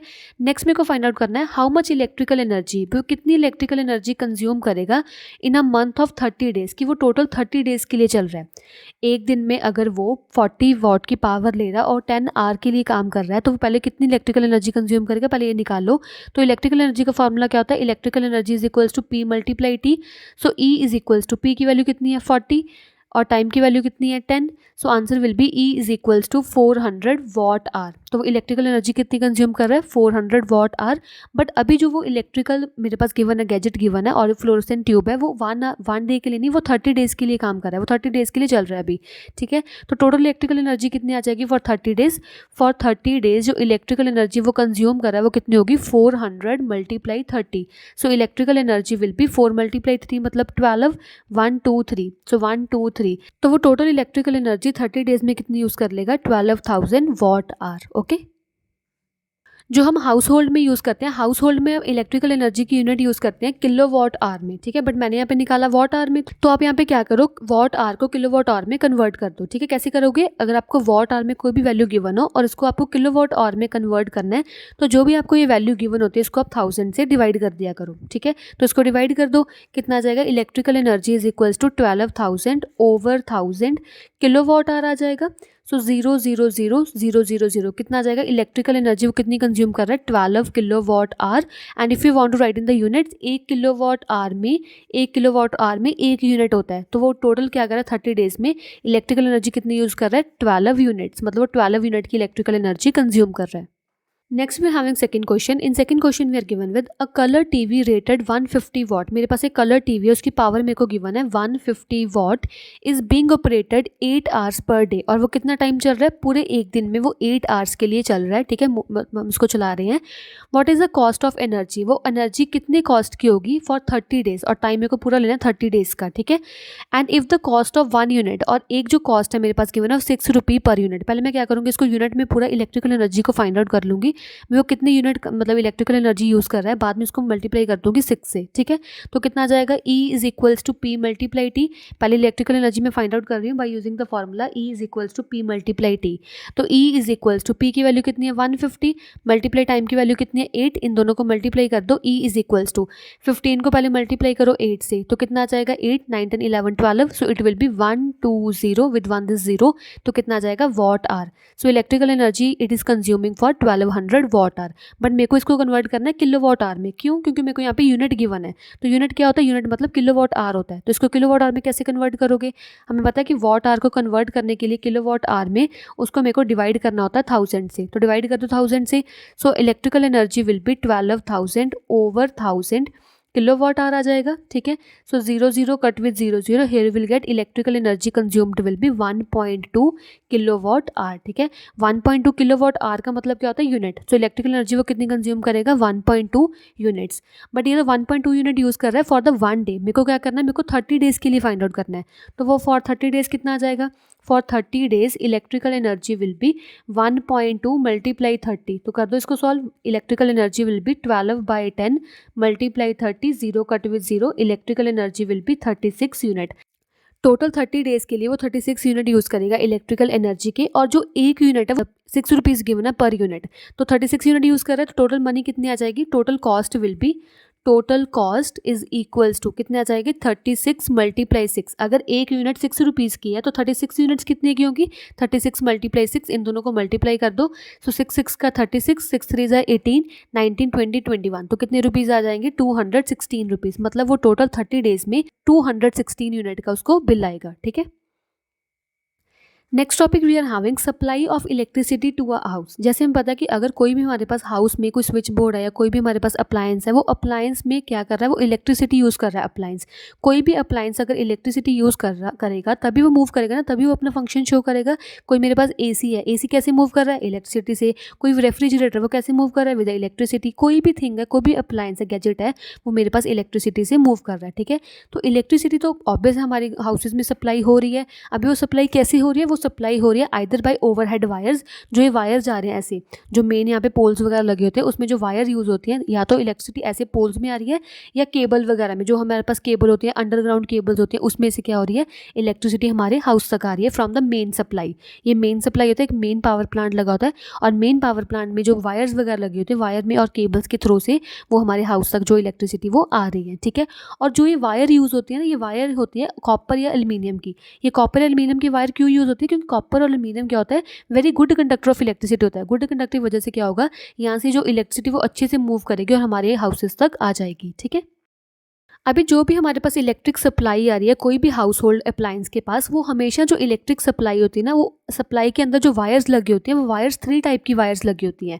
एक मेरे पास होती है लाइव वायर, एक मेरे पास होती है न्यूट्रल वायर, और एक मेरे पास होती है earth wire. Live wire, neutral wire and earth wire, and one by one we will discuss about the live, earth and neutral wire, okay. Like first we are having live wire. तो live wire को मैं phase wire भी हम बोलते हैं। तो live wire का second name क्या है, फेस वायर। और जो लाइव वायर होती है वो हमेशा 220 वोल्ट पे मेंटेन होती है, उसका पोटेंशियल डिफरेंस हमेशा 220 वोल्ट ही होता है। तो लाइव वायर का एक्चुअल काम होता है, जो लाइव वायर का जो सभी करंट होता है ना, जो इलेक्ट्रिक मेन से, मेन सप्लाई से, मेन इलेक्ट्रिक मेन से जो करंट आना होता है किसी भी अप्लायंस में हमारे घर पे, वो कहाँ पे आता है, वो मेनली आता है लाइव वायर में। तो लाइव वायर को फेस वायर भी बोलती है। ये 220 वोल्ट पे मेंटेन होता है, और जो भी करंट आना होता है मेरे पास इलेक्ट्रिक मेन से, वो कहाँ पे आता है, लाइव वायर में आता है। कोई भी हमारे पास इलेक्ट्रिक गैजेट है, लाइक रेफ्रिजरेटर है, कोई भी एसी है, कंप्यूटर है, लैपटॉप है, जो भी थिंग्स है वो हमेशा लाइव वायर से कनेक्टेड होगी, और लाइव वायर से जो करंट आएगा इन सभी अप्लायंसेस में आएगा, ठीक है। Next wire I am having neutral wire. तो न्यूट्रल वायर का मतलब क्या होता है, ध्यान से देखो। अगर मेरे पास यहाँ पे लाइव वायर है तो लाइव वायर में ऐसे करंट आया तो करंट ऐसे अप्लायंस में आ गया, ठीक है। बट ऐसे नहीं कि करंट लाइव वायर में सभी आ जाएगा। जितना टाइम वो करंट को एक रिटर्न पाथ नहीं मिलेगा, यहाँ पे आके उसने रिटर्न पाथ भी जाना होता है ऐसे। अगर तो करंट आया लाइव वायर से, उसको रिटर्न पाथ ही नहीं मिला तो वो क्या करेगा, वहाँ पे करंट की सप्लाई यानी बंद हो जाएगी। तो उसको क्या करना होगा, मेरे पास यहाँ पे कुछ ना कुछ रिटर्न पाथ देना होगा। तो रिटर्न पाथ देने के लिए मेरे को एक यहाँ पे क्या करना होता है, एक वायर यूज़ करनी होती है हमें यहाँ पे। तो जो ये वायर मैं यूज़ करती हूँ in order to make the return path of the electric current, उसे मैं बोलती हूँ न्यूट्रल वायर। न्यूट्रल वायर समझ आ गया कि न्यूट्रल वायर होता है वो एक ऐसी वायर है जो रिटर्न पाथ दे रहा है एक करंट को या एक लाइव वायर को, वो होती है हमारे पास न्यूट्रल वायर। तो न्यूट्रल वायर होती है हमेशा 0 वोल्ट पे मेंटेन होती है। लाइक लाइव वायर कौन से वोल्ट पे होती है, लाइव वायर 220 वोल्ट पे मेंटेन होती है। जो न्यूट्रल वायर होती है वो 0 वोल्ट पे मेंटेन होती है, ठीक है। बट न्यूट्रल वायर का मेन काम क्या होगा कि रिटर्न पाथ देगा इलेक्ट्रिक करंट को। कोई भी करंट है, अगर करंट फ्लो कर रहा है तो तभी वो करंट होगा। अगर वो करंट रुका हुआ है यहाँ पे ऐसे ऐसे रुका हुआ, तो वो करंट फ्लो ही नहीं कर रहा, तो वहाँ पे इलेक्ट्रिसिटी आएगी नहीं। तो जब भी करंट फ्लो कर रहा है तो फ्लो करने इलेक्ट्रॉन्स फ्लो करने पे पता लगेगा भी हाँ करंट फ्लो कर रहा है, ठीक है। तो ये इलेक्ट्रॉन्स कब फ्लो होंगे, इलेक्ट्रॉन्स फ्लो होंगे जब वो ऐसे आए और ऐसे मूव बैक भी किए, तभी ये इलेक्ट्रॉन्स मूव कर रहे हैं। तो इलेक्ट्रॉन्स मूव करवाने के लिए यहाँ पे तो मैंने लाइव वायर यूज़ कर ली, बट इसको बैक फ्लो रिटर्न पाथ देने के लिए मैंने यहाँ पे क्या किया, न्यूट्रल वायर यूज़ करवाई। तो इसे मैं बोलती हूँ न्यूट्रल वायर। ये न्यूट्रल वायर हमेशा 0 वोल्ट होती है और ये लाइव वायर हमेशा 220 वोल्ट पे मेंटेन होती है, ठीक है। तो इसका मतलब क्या है कि एक्चुअली न्यूट्रल वायर में वैसे कोई करंट नहीं है, वैसे सारा करंट लाइव वायर में ही होता है, बट इसको बस जस्ट रिटर्न पाथ देने के लिए ताकि इलेक्ट्रॉन अच्छे से फ्लो करते रहे, इसीलिए हम यहाँ पे यूज़ करते हैं न्यूट्रल वायर जो 0 वोल्ट पे मेंटेन रहता है। Next I am having earth wire. तो अर्थ वायर का मतलब क्या होता है, ध्यान से देखो। अर्थ वायर हम उस केस में यूज़ करते हैं जैसे हमने कोई भी मेटालिक ऑब्जेक्ट यूज़ करना है। फॉर एग्जांपल हमारे पास वॉशिंग मशीन है, गीजर्स है, जिसकी कोई ना कोई मेटालिक बॉडी होगी। लाइक हमारे पास इलेक्ट्रिक आयरन होते हैं, ठीक है। जब भी वो इलेक्ट्रिक आयरन या इलेक्ट्रिक गीजर मेटालिक बॉडी में से क्या करता है, करंट पास करता है, लाइव वायर में से करंट पास करता है। कई बार क्या होता है ड्यू टू बैड इंसुलेशन और मेटालिक जो सर्फेस होगा, वो मेटालिक सर्फेस पे कभी ना कभी कोई ना चार्ज अकोमुलेट होता है, चार्ज इकट्ठा होना शुरू हो जाता है। क्योंकि अगर वो चार्ज इकट्ठा होता रहेगा तो अगर मैं उसको जाके टच कर दूँगी तो टच करने में मेरे को यहाँ पे शॉक लग सकता है, ठीक है। तो वो शॉक से बचने के लिए हमें क्या करना होता है, हमें यहाँ पे अर्थ वायर यूज़ करनी होती है। कोई भी मेटालिक अप्लायंस पे या मेटालिक ऑब्जेक्ट पे यहाँ पे हम अर्थ वायर यूज़ करते हैं। अर्थ वायर का मेन काम क्या होगा कि अगर कोई भी बाई चांस कोई भी बैड इंसुलेशन की वजह से अगर कोई भी चार्ज अकमुलेट हो गया on the surface of the metallic object, तो वो अर्थ वायर क्या होगा, वो पूरा चार्ज अर्थ के अंदर ऐसे earth surface of the earth के अंदर ले जाएगा और हमें कोई भी इलेक्ट्रिक शॉक नहीं लगेगा। तो इलेक्ट्रिक शॉक से बचने के लिए हम क्या यूज़ करते हैं, अर्थ वायर यूज़ करते हैं। और न्यूट्रल वायर की तरह अर्थ वायर में भी कोई करंट वैसे फ्लो नहीं करता, बट जस्ट हमें क्या करना होता है कि जो कोई भी अकोमुलेशन है, कोई भी अगर चार्ज इकट्ठे हुए हैं वहाँ पे मेटालिक बॉडी में, तो वो चार्ज को क्या अर्थ में ले जाने के लिए हम यूज़ करते हैं अर्थ वायर, और हमें ये प्रिवेंट करता है शॉक से, ठीक है। तो अगर हमारे पास कोई भी इलेक्ट्रिक अप्लायंस है, वो इलेक्ट्रिक अप्लायंस में 3 वायर्स मैंने यूज़ कर दी। एक मेरे पास है live wire, neutral wire, earth wire. अभी ये 3 वायर्स को देखने में पता कैसे चलेगा कि कौन सी लाइव है, कौन सी न्यूट्रल है, कौन सी अर्थ वायर है। तो ये डिफरेंट वायर्स को डिफरेंट कलर दिए जाते हैं, तो इसे हम बोलते हैं colour coding of live wires, colour coding of wires, ठीक है। तो कलर कोडिंग के क्या होगा कि जो मेरे पास लाइव वायर होती है वो हमें पता है लाइव वायर 220 वोल्ट पे मेंटेन होती है, न्यूट्रल वायर 0 वोल्ट पे मेंटेन होती है और अर्थ वायर भी 0 वोल्ट पे मेंटेन होती है।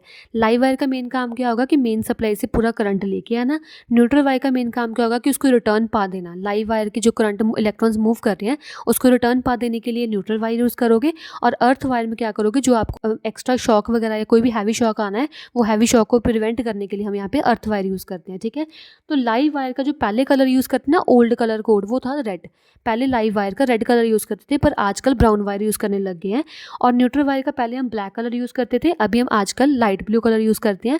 और अर्थ वायर का पहले ग्रीन कलर यूज़ करते थे, आजकल क्या येलो कलर यूज़ करते हैं। तो ये कलर्स आप देख के पता कर सकते हो कौन सी न्यूट्रल वायर है, कौन सी लाइव वायर है और कौन सी अर्थ वायर है, okay. Next topic we are having a schematic diagram of household circuit. कि एक्चुअली इस डायग्राम में हम ये शो किया हुआ है कि जो हमारे घर में इलेक्ट्रिसिटी है वो कैसे फ्लो करती है। सबसे पहले क्या होता है, यहाँ पे एक इलेक्ट्रिक पोल्स होते हैं, तो आपने माइट भी इलेक्ट्रिक पोल्स देखे होंगे। तो ये इलेक्ट्रिक पोल्स में 3 वायर्स कनेक्टेड होते हैं, live wire, neutral wire and earth wire. तो जो ये लाइव वायर होती है, लाइव वायर हाई पोटेंशियल पे होती है। हाई पोटेंशियल मतलब जो भी इसमें करंट होता है वो करंट 220 वोल्ट पे मेंटेन होता है, और जो न्यूट्रल वायर और अर्थ वायर होती है, इन दोनों में जो करंट होता है वो 0 वोल्ट पे मेंटेन होता है, ठीक है। और नेक्स्ट जो भी फ्यूज़ लगे होते हैं ना आगे, वो सभी फ्यूज़ किससे कनेक्ट होते हैं, वो सभी फ्यूज़ लाइव वायर से कनेक्ट होते हैं। क्यों? क्योंकि सभी जो करंट है, जो सारा करंट है वो लाइव वायर में ही आएगा, तो इसीलिए जो लाइव वायर है, फ्यूज़ वगैरह है, वो सभी लाइव वायर से कनेक्टेड होते हैं। तो सबसे पहले लाइव वायर कनेक्टेड होती है कंपनी फ्यूज़ से। तो ये वाला फ्यूज़ कौन सा होता है? Company fuse. तो ये कंपनी फ्यूज़ इलेक्ट्रिक मीटर से लगने से पहले हमारे पास जो लाइव वायर होती है वो कंपनी फ्यूज़ से कनेक्टेड होती है। तो ये कंपनी फ्यूज़ का मेन काम क्या होता है? कंपनी फ्यूज़ का मेन काम क्या है? फॉर एग्जाम्पल मैंने इलेक्ट्रिक मीटर लगवाने से पहले कंपनी वाले को बोल दिया कि मैंने 5 किलोवाट का मीटर लगवाना है, ठीक है। तो ये 5 किलोवाट का मीटर लगवाने का मतलब क्या है कि अभी मैं अपने घर पर जो अप्लायंस है वो सिर्फ 5 किलोवाट की जो मेरे पास इलेक्ट्रिक मीटर उतनी ही इलेक्ट्रिसिटी में यूज़ कर सकती हूँ, इससे ज़्यादा नहीं यूज़ करती, ठीक है। अगर मैंने फॉर एग्जाम्पल इससे ज़्यादा यूज़ कर ली तो वो क्या होगा, जो मेरे पास यहाँ पे कंपनी फ्यूज़ है वो कंपनी फ्यूज़ की वायर ब्रेक कर जाएगी। अगर वो कंपनी फ्यूज़ की वायर ब्रेक कर गई तो वो कंपनी वालों को पता चल जाएगा मैंने 5 किलोवाट से ज़्यादा क्या इलेक्ट्रिसिटी अपने घर पे यूज़ कर ली, तो वो मेरे पास आके क्या मेरे को फाइन कर सकते हैं, ठीक है। सो कंपनी फ्यूज़ के बाद जो मेरे पास ये लाइव वायर है, लाइव वायर और एक्चुअली न्यूट्रल वायर भी, क्योंकि लाइव वायर है तो न्यूट्रल वायर तो होनी चाहिए, क्योंकि back flow of the current अगर होगा तभी वो करंट मूव करेगा, तभी इलेक्ट्रिसिटी मूव करेगी। तो जो ये मेरे पास फ्यूज़ है, फ्यूज़ सबसे पहले लाइव वायर से कनेक्टेड था। अभी जो फ्यूज़ के बाद जो लाइव वायर और न्यूट्रल वायर दोनों मेरे पास घर के मीटर है, इलेक्ट्रिक मीटर, उससे कनेक्टेड होगा, ठीक है। तो इलेक्ट्रिक मीटर के बाद क्या होगा, जो लाइव वायर और न्यूट्रल वायर है वो मेन स्विच से कनेक्टेड होगी, ठीक है। तो मेन स्विच का काम क्या है? मेन स्विच में जो भी हमें अगर तो हमें इलेक्ट्रिसिटी चाहिए अपने घर में कि इलेक्ट्रिसिटी फ्लो करती रहे, तो मेन स्विच को हम ऑन कर देंगे। अगर हमें चाहिए कि हमें इलेक्ट्रिसिटी अभी नहीं चाहिए घर पे, क्योंकि इलेक्ट्रिशियन का कोई काम चल रहा है, उसको चाहिए कि अभी इलेक्ट्रिसिटी नहीं चाहिए कोई भी स्विचेस में, तो हम क्या करेंगे, मेन स्विच को ऑफ कर देंगे, ठीक है। तो मेन स्विच का काम तो यही है कि अगर तो इलेक्ट्रिसिटी चाहिए तो ऑन कर दो, इलेक्ट्रिसिटी नहीं चाहिए तो इसको ऑफ कर दो।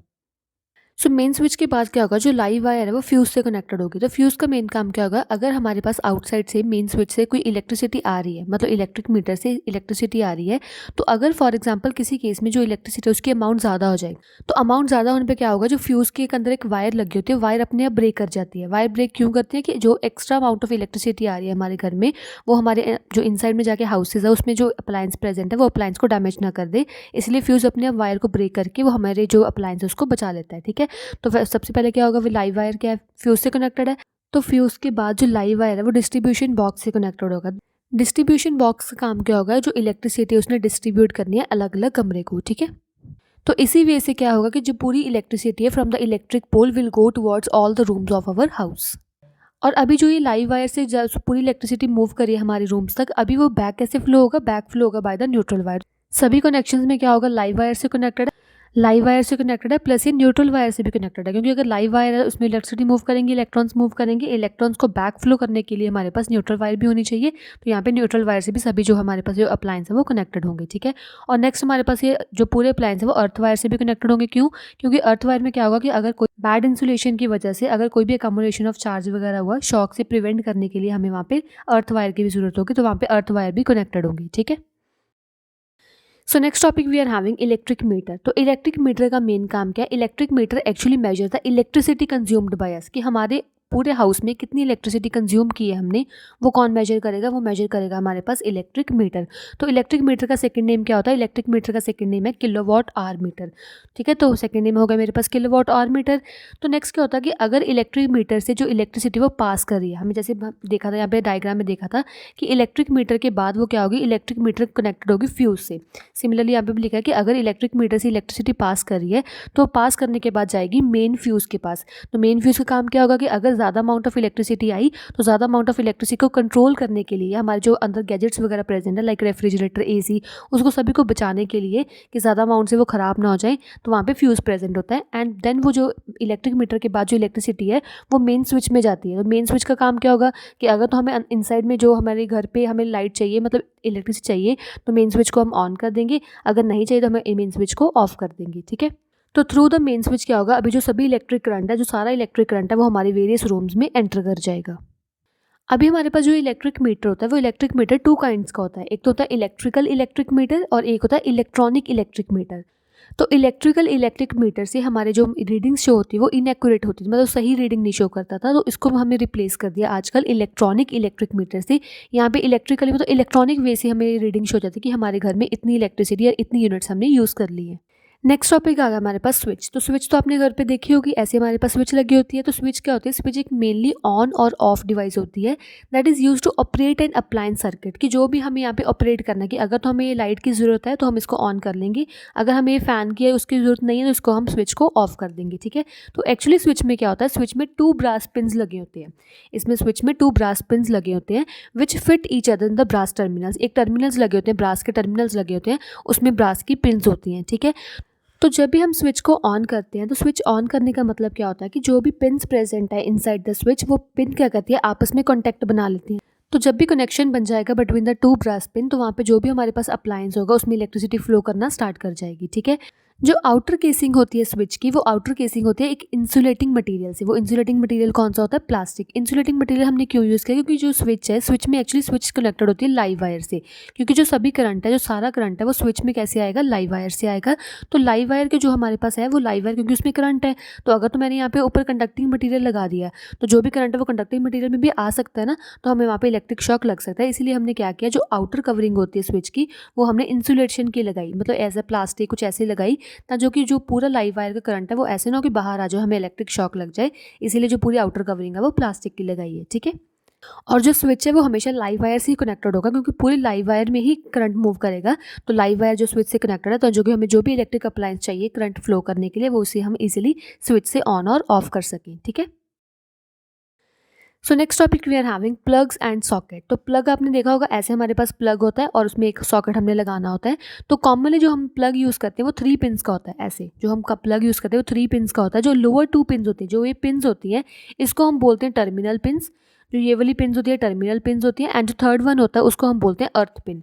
ये हमारे पास टर्मिनल पिन्स है, और जो लास्ट वन जो सिंगल वन होता है उसको हम बोलते हैं अर्थ पिन। देखो टर्मिनल पिन और अर्थ पिन का काम क्या है, कि जब भी हम प्लग में ये सॉकेट लगाते हैं, प्लग में सॉकेट लगाएंगे, जो 2 हमारे पास ये पोल्स गिवन है या पिन्स गिवन है, ये पिन्स कौन से? Terminal pins. एक ये इसमें होगा लाइव वायर का और एक इसमें होगा न्यूट्रल वायर का। तो जो भी करंट आना है लाइव वायर में से वो एक टर्मिनल में आएगा, और उसको बैक फ्लो करवाने के लिए सेकंड टर्मिनल यूज़ होगा, और थर्ड टर्मिनल किसके लिए यूज़ होगा? अर्थ पिन के लिए भी। जो भी हमारे पास एक्स्ट्रा कोई amount of accommodation of charge होगा due to insulation, bad insulation, तो वो अर्थ वायर करेगा, उसको प्रिवेंट कर देगा। तो नेक्स्ट हम जब ये प्लग को सॉकेट में डालेंगे, तो इस सॉकेट में एक्चुअली क्या होता है? सॉकेट में ये हमारे पास 2 स्मॉल होल्स होते हैं, ठीक है। और इसमें क्या होगा? जो भी करंट मूव करना है 2 स्मॉल होल्स में जाएंगे, एक में लाइव वायर का करंट जाएगा और एक में रिटर्न पाथ का न्यूट्रल वायर का होगा, और थर्ड वन जो बिगर वाला उसमें क्या होगा? अर्थ कनेक्टर होगा।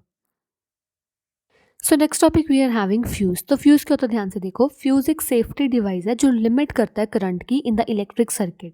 अगर फॉर एग्जांपल यहाँ पे हमारे मेन इलेक्ट्रिक बोर्ड से कोई भी हमारे अप्लायंस पे इलेक्ट्रिसिटी आनी है, तो electricity for example by chance को ज़्यादा इलेक्ट्रिसिटी आ गई, तो अगर ज़्यादा इलेक्ट्रिसिटी आएगी तो जो भी हमारे पास अप्लायंस है, वो अप्लायंस ज़्यादा इलेक्ट्रिसिटी ख़राब हो जाएंगी, ठीक है। वो अप्लायंस के पास जाने से पहले क्या होगा? वो एक फ्यूज़ के पास जाएगा। तो फ्यूज़ का मेन काम क्या होगा? फ्यूज़ के अंदर एक वायर लगी होती है, वो वायर कौन सी होती है? बाई मेटालिक स्ट्रिप लगी होती है। एक्चुअली ये वायर एक अलॉय होता है। कौन सा अलॉय? लेड और टिन का अलॉय, ठीक है। ये अलॉय का जो मेल्टिंग पॉइंट होता है वो 200 डिग्री सेल्सियस होता है। तो इसका मेन काम क्या होगा कि अगर फॉर एग्जांपल बाय चांस ज़्यादा अमाउंट ऑफ इलेक्ट्रिसिटी मूव कर गई और वो फ्यूज़ तक आई पहले, क्योंकि कोई भी अप्लायंसेस आने से पहले वो क्या होगी? फ्यूज़ के पास आएगी। तो जो भी हमारे पास ये बायोमेटालिक स्ट्रिप लगी होगी ना, जब वो ज़्यादा अमाउंट ऑफ इलेक्ट्रिसिटी लेगी तो वो हीटअप होना शुरू हो जाएगी। तो हीटअप जब होगी, क्योंकि उसका मेल्टिंग पॉइंट 200 डिग्री सेल्सियस है, तो वो क्या हीटअप हो के पूरा ब्रेक कर जाएगी। अगर ये फ्यूज़ वायर ब्रेक करगी तो ये क्या करेगी? कट ऑफ कर देगी इलेक्ट्रिसिटी को। वो ज़्यादा अमाउंट ऑफ इलेक्ट्रिसिटी या कोई भी इलेक्ट्रिसिटी को क्या है, हमारे घर के इनसाइड आने से रोक देगी, मतलब ब्रेक कर देगी, ठीक है। इसीलिए हम फ्यूज़ यूज़ करते हैं, ताकि कि फ्यूज़ हमारे जो भी अप्लायंस वगैरह यूज़ है घर में, वो ज़्यादा अमाउंट ऑफ इलेक्ट्रिसिटी आने के कारण ख़राब ना हो जाए, इसीलिए हम वहाँ पे फ्यूज़ यूज़ करते हैं, ठीक है।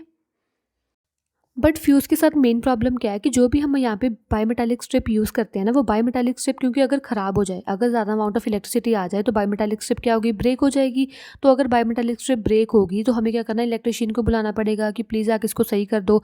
फिर वो सही करेगा, फिर वो लगाएगा, फिर इलेक्ट्रिसिटी आएगी, ठीक है। बट इतना काम झाम तो हमसे होता नहीं है, तो हमने क्या किया? इसको रिप्लेस करके आजकल क्या यूज़ कर लिया? Miniature circuit breaker, that is MCB। तो MCB एक्चुअली क्या होता है? हमारे पास सेफ्टी डिवाइस ही होता है। बट इसमें क्या होगा कि अगर ज़्यादा अमाउंट अमाउंट ऑफ इलेक्ट्रिसिटी आ गई, कोई स्पेसिफिड वैल्यू से, कोई हमारे पास लिमिटेड वैल्यू से ज़्यादा amount of value of electricity आ गई, तो यहाँ पे ऑलरेडी स्विचेस लगे होते हैं। अगर ज़्यादा अमाउंट ऑफ इलेक्ट्रिसिटी आई तो स्विच ने क्या किया, नीचे गिर गई स्विच, नीचे गिरना मतलब स्विचेस ऑफ हो गई, स्विचेस ऑफ हो गई मतलब ज़्यादा अमाउंट ऑफ इलेक्ट्रिसिटी वो हमारे घर के इनसाइड नहीं सेंड करेगी। तो ये क्या होगा, अगर वो फिर अब मतलब ठीक हो गया कि अभी जो इलेक्ट्रिसिटी वो ठीक ठीक आ रही है, ज़्यादा नहीं आ रही, तो हम क्या करेंगे, स्विचेस को फिर अपने आप क्या ऊपर कर देंगे, ऐसे वो फिर अपना क्या काम करना स्टार्ट कर देगी। भी ऐसे नहीं कि अगर यहाँ पे कुछ नीचे गिरा तो हमें इलेक्ट्रिशियन को बुलाना पड़ेगा कि वो आके सही करेगा, हम खुद ही इसको क्या करेंगे, जब अमाउंट ऑफ इलेक्ट्रिसिटी फिर सही आ जाएगी, इसको हम ऊपर कर देंगे, तो ये हम अपना काम क्या है फिर करना स्टार्ट कर देगा। तो ये मेन डिफरेंस है between the fuse and the miniature circuit breaker, that is MCB. तो ये एक ऑटोमेटिक काम है, ऑटोमेटिक काम की अगर ज़्यादा अमाउंट ऑफ करंट आया स्विचेस ऑटोमेटिकली डाउन हो गई, जब अमाउंट ऑफ करंट फिर भी फ्लो हो गया भी ठीक है नॉर्मल अभी आ गया, तो हम इसको क्या करेंगे अपने आप ऊपर कर देंगे, ठीक है। नेक्स्ट टॉपिक है having earthing grounding of appliance. ये तो मैंने ऑलरेडी आपको बता दिया कि अर्थिंग और ग्राउंडिंग क्या होता है, फिर देख लो एक बार कि अगर फॉर एग्जांपल मेरे पास यहाँ पे कोई भी लाइव वायर जा रही है और ये लाइव वायर मेरे पास आई कोई मेटालिक बॉडी पे, metallic body for example we are having any electric geyser, we are having oven, ठीक है। अगर लाइव वायर क्या है मेटालिक बॉडी में जा रही है, उसमें करंट देना है मेटालिक बॉडी में, तो उसमें क्या होगा कि अगर फॉर एग्जाम्पल एनी केस अगर बैड इंसुलेशन होगा, क्योंकि ज़्यादा पुरानी वायर है, ज़्यादा पुरानी वायर से क्या होगा, जो ऊपर इसकी इंसुलेशन होती है ना, उसका जो कोटिंग होती है वो कोटिंग ख़राब हो जाती है, तो कोटिंग ख़राब होने से क्या होगा कि जो करंट है वो लीक करना स्टार्ट कर जाएगा, तो करंट लीक कर करके क्या होगा, मेटालिक बॉडी की सरफेस पे आना स्टार्ट हो जाएगा, ठीक है। अगर फॉर एग्जांपल मैंने बाय मिस्टेक वो मेटालिक बॉडी को टच कर लिया ऊपर से, तो वो क्या होगा, क्योंकि उस पर तो अकोमुलेशन ऑफ चार्ज हुई है, जो भी लाइव वायर से करंट आना था वो मेटालिक बॉडी पे आ गया, ठीक है। अगर मैं उसको टच कर लूँगी तो मुझको भी क्या हो जाएगा, इलेक्ट्रिक शॉक लग जाएगा। इसीलिए क्या होगा कि अगर हम मेटालिक कोई भी ऑब्जेक्ट को ऐसे अर्थिंग और ग्राउंडिंग कर देंगे, तो जो भी यहाँ पे अकोमुलेशन ऑफ चार्ज हुआ होगा फ्रॉम द लाइव वायर, वो सभी जो चार्ज होगा मूव कर जाएगा अर्थ या ग्राउंड में, तो हमें इलेक्ट्रिक शॉक लगने के चांस बिल्कुल जीरो हो जाते हैं। तो इसलिए मेन काम अर्थिंग का ये होता है कि हमने इसको पूरी मेटालिक बॉडी को इसको कनेक्ट करना है अर्थ वायर से, ताकि कि इसको जो कंडक्टिंग पाथ है, जो इसको यहाँ पे कोई इलेक्ट्रिक करंट कोई अकोमुलेट हुआ है या कोई भी इलेक्ट्रॉन्स वगैरह अकोमुलेट हुए, इसको कंडक्टिंग पाथ मिल जाए और वो नीचे क्या करे, ग्राउंड में मूव कर जाए, ठीक है। और एज अ रिजल्ट क्या होगा कि यूज़र को कोई भी शॉक ना लगे। Next topic we are having hazards of electricity. तो यहाँ तक तो हमने पढ़ा कि इलेक्ट्रिसिटी के बहुत सारे फायदे हैं कि हम क्या कर सकते हैं, लाइट ऑन कर सकते हैं, फ़ैन ऑन कर सकते हैं, हमारा गीज़र चलता है, हमारा जो भी एसी वगैरह वो इलेक्ट्रिसिटी मूव करता है।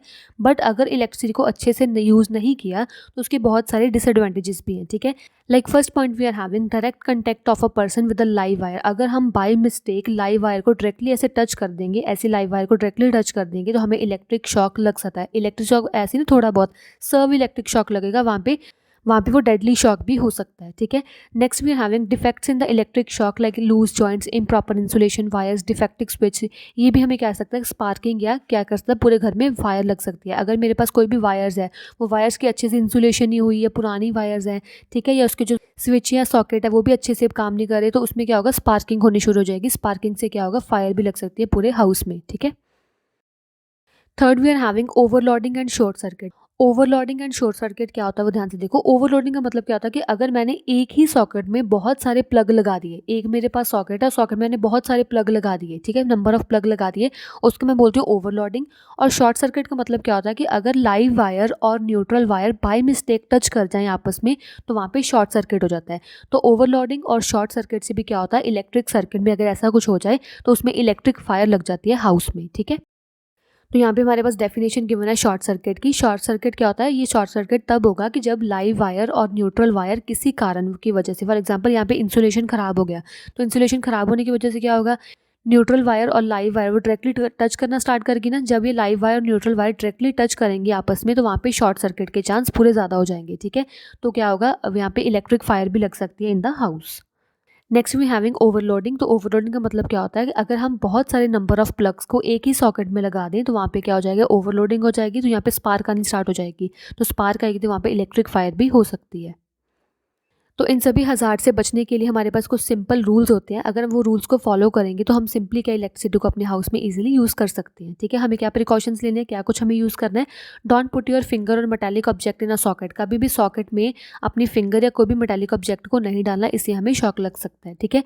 Never touch the electric switch और प्लग और device with a wait hand. अगर आपके हाथ गीले हैं तो गीले हाथ से आपने कोई भी स्विच को, कोई भी प्लग को ऐसे टच नहीं करना, वहाँ पर भी आपको शॉक लग सकता है, ठीक है। Third point we are having never play with electric wires switches plug sockets etcetera. आपने कभी भी ऐसे कुछ छोटे बच्चों को नहीं देना कि आप कोई भी इलेक्ट्रिक वायर से खेलो, स्विचेस से खेलो, ऐसे नहीं करना। अगर वो हमें कोई भी प्ले करेंगे हम इलेक्ट्रिक वायर स्विचेस से, हमें वहाँ पे करंट लग सकता है, ठीक है, और हमें शॉक लग सकता है। Fourth point we are having always wear rubber slippers while working with electric appliance. अगर हम कोई भी इलेक्ट्रिक अप्लायंस के साथ काम कर रहे हैं तो हमें वहाँ पे क्या है, रबर स्लीपर्स को पहनना है, क्योंकि रबर क्या होता है, रबर एक बैड कंडक्टर ऑफ इलेक्ट्रिसिटी होता है। तो अगर हमारे पास फॉर एग्जाम्पल इलेक्ट्रिसिटी आ भी गई तो उसमें क्या होगा, वो हमारे पास अगर अर्थ में गई तो उसको तो फिर फ्लो मिल जाएगा, फ्लो मिलने से हमें ज़्यादा शॉक लग सकता है। अगर हमने रबर के स्लीपर पहने होंगे तो वहाँ पे हमें यहाँ पे इलेक्ट्रिसिटी रुक जाएगी और हमें कम शॉक लगेगा, ठीक है। Next we having cover all the electrical joints with insulating tape. अगर कोई भी जॉइंट है वो जॉइंट सही नहीं है तो उसको क्या हमें करना है, इंसुलेटिंग टेप से कवर करना है। कोई भी जो जॉइंट है वो लूज नहीं होना चाहिए, ठीक है। एक वायर प्रॉपरली अच्छे से इंसुलेटिंग होनी चाहिए। और जो भी हम सॉकेट्स वगैरह घर पे यूज़ कर रहे हैं उस पर प्रॉपर अर्थिंग होनी चाहिए ताकि कि हमें कोई भी शॉक ना लगे। हमें घरों में क्या करना चाहिए, फ्यूज़ और एम्प भी यूज़ करने चाहिए जिनकी प्रॉपर करंट रेटिंग हो, ठीक है। इससे क्या होगा कि हमारे जो भी एक्स्ट्रा अमाउंट ऑफ करंट आएगा उससे हम अपने अप्लायंस को बचा सकेंगे। अगर कभी भी घर में शॉर्ट सर्किट या स्पार्क हो स्विचेस में तो हमें क्या करना ही चाहिए, उसको वुडन स्टिक या प्लास्टिक स्विच से ऑफ करना चाहिए। हमें अपना हैंड नहीं यूज़ करना चाहिए उसको ऑफ करने के लिए। नेक्स्ट में having do not touch electric poles during rainy season. अगर कोई भी रेनी सीजन है, कोई भी रेन वगैरह या वेट है ये पोल, तो इसको पोल को हमें टच नहीं करना चाहिए। अगर हमने टच कर लिया तो वहाँ पे लीकेज ऑफ करंट हो सकती है, क्योंकि वाटर से क्या होगा, वाटर से लीकेज ऑफ करंट यहाँ पे हो सकती है। तो लीकेज ऑफ करंट से क्या होगा कि हमें कोई भी शॉक लग सकता है, हमें यहाँ पे शॉक लग सकता है, ठीक है। So 10th point we are having in case of a fire in electric circuit. अगर इन केस कोई भी इलेक्ट्रिक सर्किट में कोई भी फायर आ जाती है, फायर लग जाती है, तो उसे हमें क्या करना है, सबसे पहले तो हमें क्या करना है, जो बाहर जाके मेन स्विच है उसको ऑफ करना है। मेन स्विच को ऑफ करने के बाद हमें वो उस फायर पे वाटर नहीं डालना, उस फायर पे हमें ड्राई सैंड डालनी है, क्योंकि ड्राई सैंड क्या करेगी, उस जो इलेक्ट्रिक फायर उसको फटाफट क्या है, उसको मतलब ऑफ कर देगी, उसको बुझा देगी। इसलिए हमें वाटर नहीं, वाटर तो उसको और फैला देगी फायर को, ठीक है। तो हमें वहाँ पे ड्राई सैंड को यूज़ करना है। हमें कोई भी इलेक्ट्रिक जो सर्किट्स है उसे अपने गैस वर्क से नहीं कुछ भी काम करना, हमें इस इलेक्ट्रिशियन को कॉल करने, इलेक्ट्रिशियन ही आके उसको क्या रिपेयर करेंगे। कुछ भी रिपेयर हमें अपने गैस वर्क से नहीं करना। और जो भी हमें इलेक्ट्रिक अप्लायंस का प्रोडक्ट यूज़ करना है, कोई भी हमें फ़ैन करना है, कुछ भी हमें इलेक्ट्रिक अप्लायंस यूज़ करना है, उस पर हमेशा ये ISI मार्क होना चाहिए। ये वाला मार्क कौन सा होता है, ISI मार्क। ये मतलब प्रूव होता है कि जो भी हमें यहाँ पे इलेक्ट्रिकल अप्लायंस यूज़ कर रहे हैं वो इलेक्ट्रिकल अप्लायंस पहले टेस्ट किया हुआ है कि वो अप्लायंस से कोई भी हमारे पास लीकेज या कुछ भी करंट होगा उसका हमें शॉक नहीं लगेगा, ठीक है। इस ISI मार्क का मतलब क्या होगा कि जो अप्लायंस है वो ऑलरेडी टेस्टेड है और हमें वहाँ पे उसको हम अच्छे से यूज़ कर सकते हैं। So next topic we are having static electricity. तो अब तक जो भी हमने पढ़ा कि इलेक्ट्रिसिटी क्या होता है, कि कंडक्टर में अगर कोई भी इलेक्ट्रॉन्स मूव करते हैं, हमने यही पढ़ा ना कि इलेक्ट्रॉन्स मूव करते हैं। जब इलेक्ट्रॉन्स कॉन्टीन्यूसली मूव करते हैं तो वो इलेक्ट्रॉन्स की कॉन्टीन्यूसली मूवमेंट को हम बोलते हैं कि वहाँ पे इलेक्ट्रिसिटी मूव कर रही है। तो उस इलेक्ट्रिसिटी को हम बोलते हैं डायनामिक इलेक्ट्रिसिटी। जब इलेक्ट्रॉन्स कॉन्टीन्यूसली मूव करते रहते हैं तो उसे हम क्या बोलते हैं, उसे हम बोलते हैं डायनामिक इलेक्ट्रिसिटी, ठीक है। जब इलेक्ट्रॉन्स कॉन्टीन्यूसली मूव करते हैं वहाँ पे इलेक्ट्रिक एनर्जी प्रोड्यूस होती रहती है। बट यहाँ पे हम पढ़ेंगे कि स्टैटिक इलेक्ट्रिसिटी क्या होता है। स्टैटिक मतलब होता है रेस्ट, जब कोई चीज़ रेस्ट पे हो। इलेक्ट्रिसिटी मतलब चार्ज। तो स्टैटिक इलेक्ट्रिसिटी का मतलब होगा चार्जेस एट रेस्ट, जब चार्जेस रेस्ट पे हो। मतलब क्या होता है कि एक्चुअली स्टैटिक इलेक्ट्रिसिटी में भी ट्रांसफर ऑफ इलेक्ट्रॉन्स ही होगा। इसमें भी ट्रांसफर, जो इलेक्ट्रॉन्स है वो मूव तो करेंगे, ठीक है, बट यहाँ पे ट्रांसफर ऑफ इलेक्ट्रॉन कैसे होगा कि अगर हम कोई भी टू बॉडीज़ को रब करेंगे तो रब करने पे क्या होगा, जो इलेक्ट्रॉन्स है वो वन प्लेस से लेके सेकंड प्लेस तक जस्ट मूव करेंगे। वन बॉडी से सेकंड बॉडी तक जस्ट पार्टिकल्स क्या है और इलेक्ट्रॉन्स क्या है सिर्फ मूव करेंगे। ऐसे नहीं कि कॉन्टिन्यूसली मूव करते रहेंगे कि यहाँ से लेके यहाँ तक सिर्फ इलेक्ट्रॉन्स ने मूव किया और यहाँ पे आके बैठ गए बस इलेक्ट्रॉन्स। तो वहाँ पे क्या होगा, स्टैटिक इलेक्ट्रिसिटी में क्या होगा कि इलेक्ट्रॉन्स ट्रांसफर तो किए रबिंग पे बट वहाँ पे आके स्टॉप कर गए, तो उसे हम बोलेंगे स्टैटिक इलेक्ट्रिसिटी। तो ये तो एग्जाम्पल आपने कॉमनली देखी होगी। जब आप कॉम को क्या करोगे, वो जो आपने रब किया है कॉम, वो कॉम को आप लेके जाओगे पीसेस ऑफ पेपर के पास, तो पीसेस ऑफ पेपर अट्रैक्ट होना स्टार्ट हो जाएंगे टुवर्ड्स द कॉम। क्यों, क्योंकि यहाँ पे भी स्टैटिक इलेक्ट्रिसिटी का काम आएगा कि जो इलेक्ट्रॉन्स है वो मूव कर जाएंगे from one body to the another body. Okay, so next topic we are having charge and uncharge body. So charge और अनचार्ज बॉडी का मतलब क्या होता है। चार्ज मतलब कि पॉजिटिव और नेगेटिव चार्ज। कोई भी मटेरियल आप अपने आसपास देख लो, वो मटेरियल में क्या होगा, कुछ ना कुछ चार्ज प्रेजेंट होंगे, या तो पॉजिटिव चार्ज होगा या तो नेगेटिव चार्ज होगा। अब ये डिफरेंस क्या है चार्ज और अनचार्ज बॉडी में, ध्यान से देखो। अगर मेरे पास कोई भी यहाँ पे बॉडी है और उसमें पॉजिटिव और नेगेटिव चार्ज है, यहाँ पे वन पॉजिटिव चार्ज है और वन ही नेगेटिव चार्ज है, ठीक है। वैसे तो उसमें चार्ज तो प्रेजेंट है बॉडी में, बट कितने, एक ही पॉजिटिव है और एक ही नेगेटिव है। तो सेम अगर नंबर ऑफ चार्ज हो तो उस बॉडी को हम बोलेंगे कि वो अनचार्ज बॉडी है। अनचार्ज क्यों, अगर same number of equal and opposite charge हो, वन पॉजिटिव वन नेगेटिव, या ऐसे हो जाता है कि टू पॉजिटिव और टू ही नेगेटिव हो, टू पॉजिटिव चार्ज हो टू पॉजिटिव चार्ज हो, टू ही नेगेटिव चार्ज हो, तो उस बॉडी को भी हम क्या बोलेंगे, वो अनचार्ज बॉडी, उसमें कोई चार्ज नहीं है, ठीक है।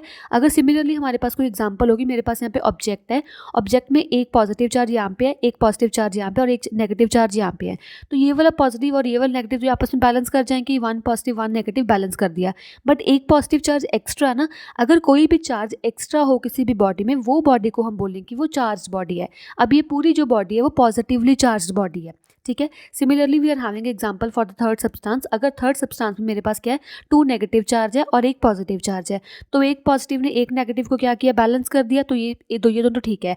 अभी जो नेगेटिव चार्ज एक्स्ट्रा है, ये नेगेटिव चार्ज एक्स्ट्रा की वजह से ये बॉडी को मैं क्या बोलूँगी, ये बॉडी चार्ज बॉडी है। और कौन सी चार्ज बॉडी है, पॉजिटिव की नेगेटिव, ये नेगेटिवली चार्ज बॉडी है, ठीक है। तो डिफरेंस यही होता है चार्ज और अनचार्ज बॉडी में। अगर कोई भी एक्स्ट्रा पॉजिटिव या एक्स्ट्रा नेगेटिव चार्ज होगा बॉडी में, उसे हम चार्ज बॉडी बोलेंगे। अगर कोई भी बॉडी में कोई पॉजिटिव और negative charge same equal and opposite number में हो, उसे हम बोलेंगे कि वो अनचार्ज बॉडी है, ठीक है। So next topic we are having charge acquired by a glass rod when rubbed with a silk cloth. अगर मेरे पास यहाँ पे कोई ग्लास रॉड है और ग्लास रॉड को मैं रब कर रही हूँ सिल्क क्लॉथ से, तो यहाँ पे देखेंगे कि नेगेटिव और पॉजिटिव चार्ज कैसे आता है और कौन सा चार्ज एक्वायर करेगा ग्लास रॉड या सिल्क क्लॉथ, ठीक है। ध्यान से देखो, जब आप क्या करोगे, सिल्क क्लॉथ को रब करोगे यहाँ पे ग्लास रॉड से, तो वहाँ पे भी स्टैटिक इलेक्ट्रिसिटी वाला काम ही आएगा, स्टैटिक चार्ज प्रोड्यूस होगा। कैसे प्रोड्यूस होगा, ध्यान से देखो।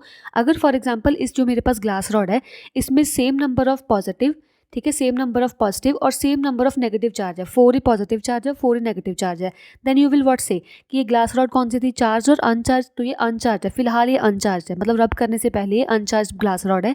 और सिमिलरली जो यहाँ पे मेरे पास है सिल्क क्लॉथ है, यहाँ पे भी फॉर एग्जाम्पल 4 पॉजिटिव चार्ज है और 4 ही नेगेटिव चार्ज है, ठीक है।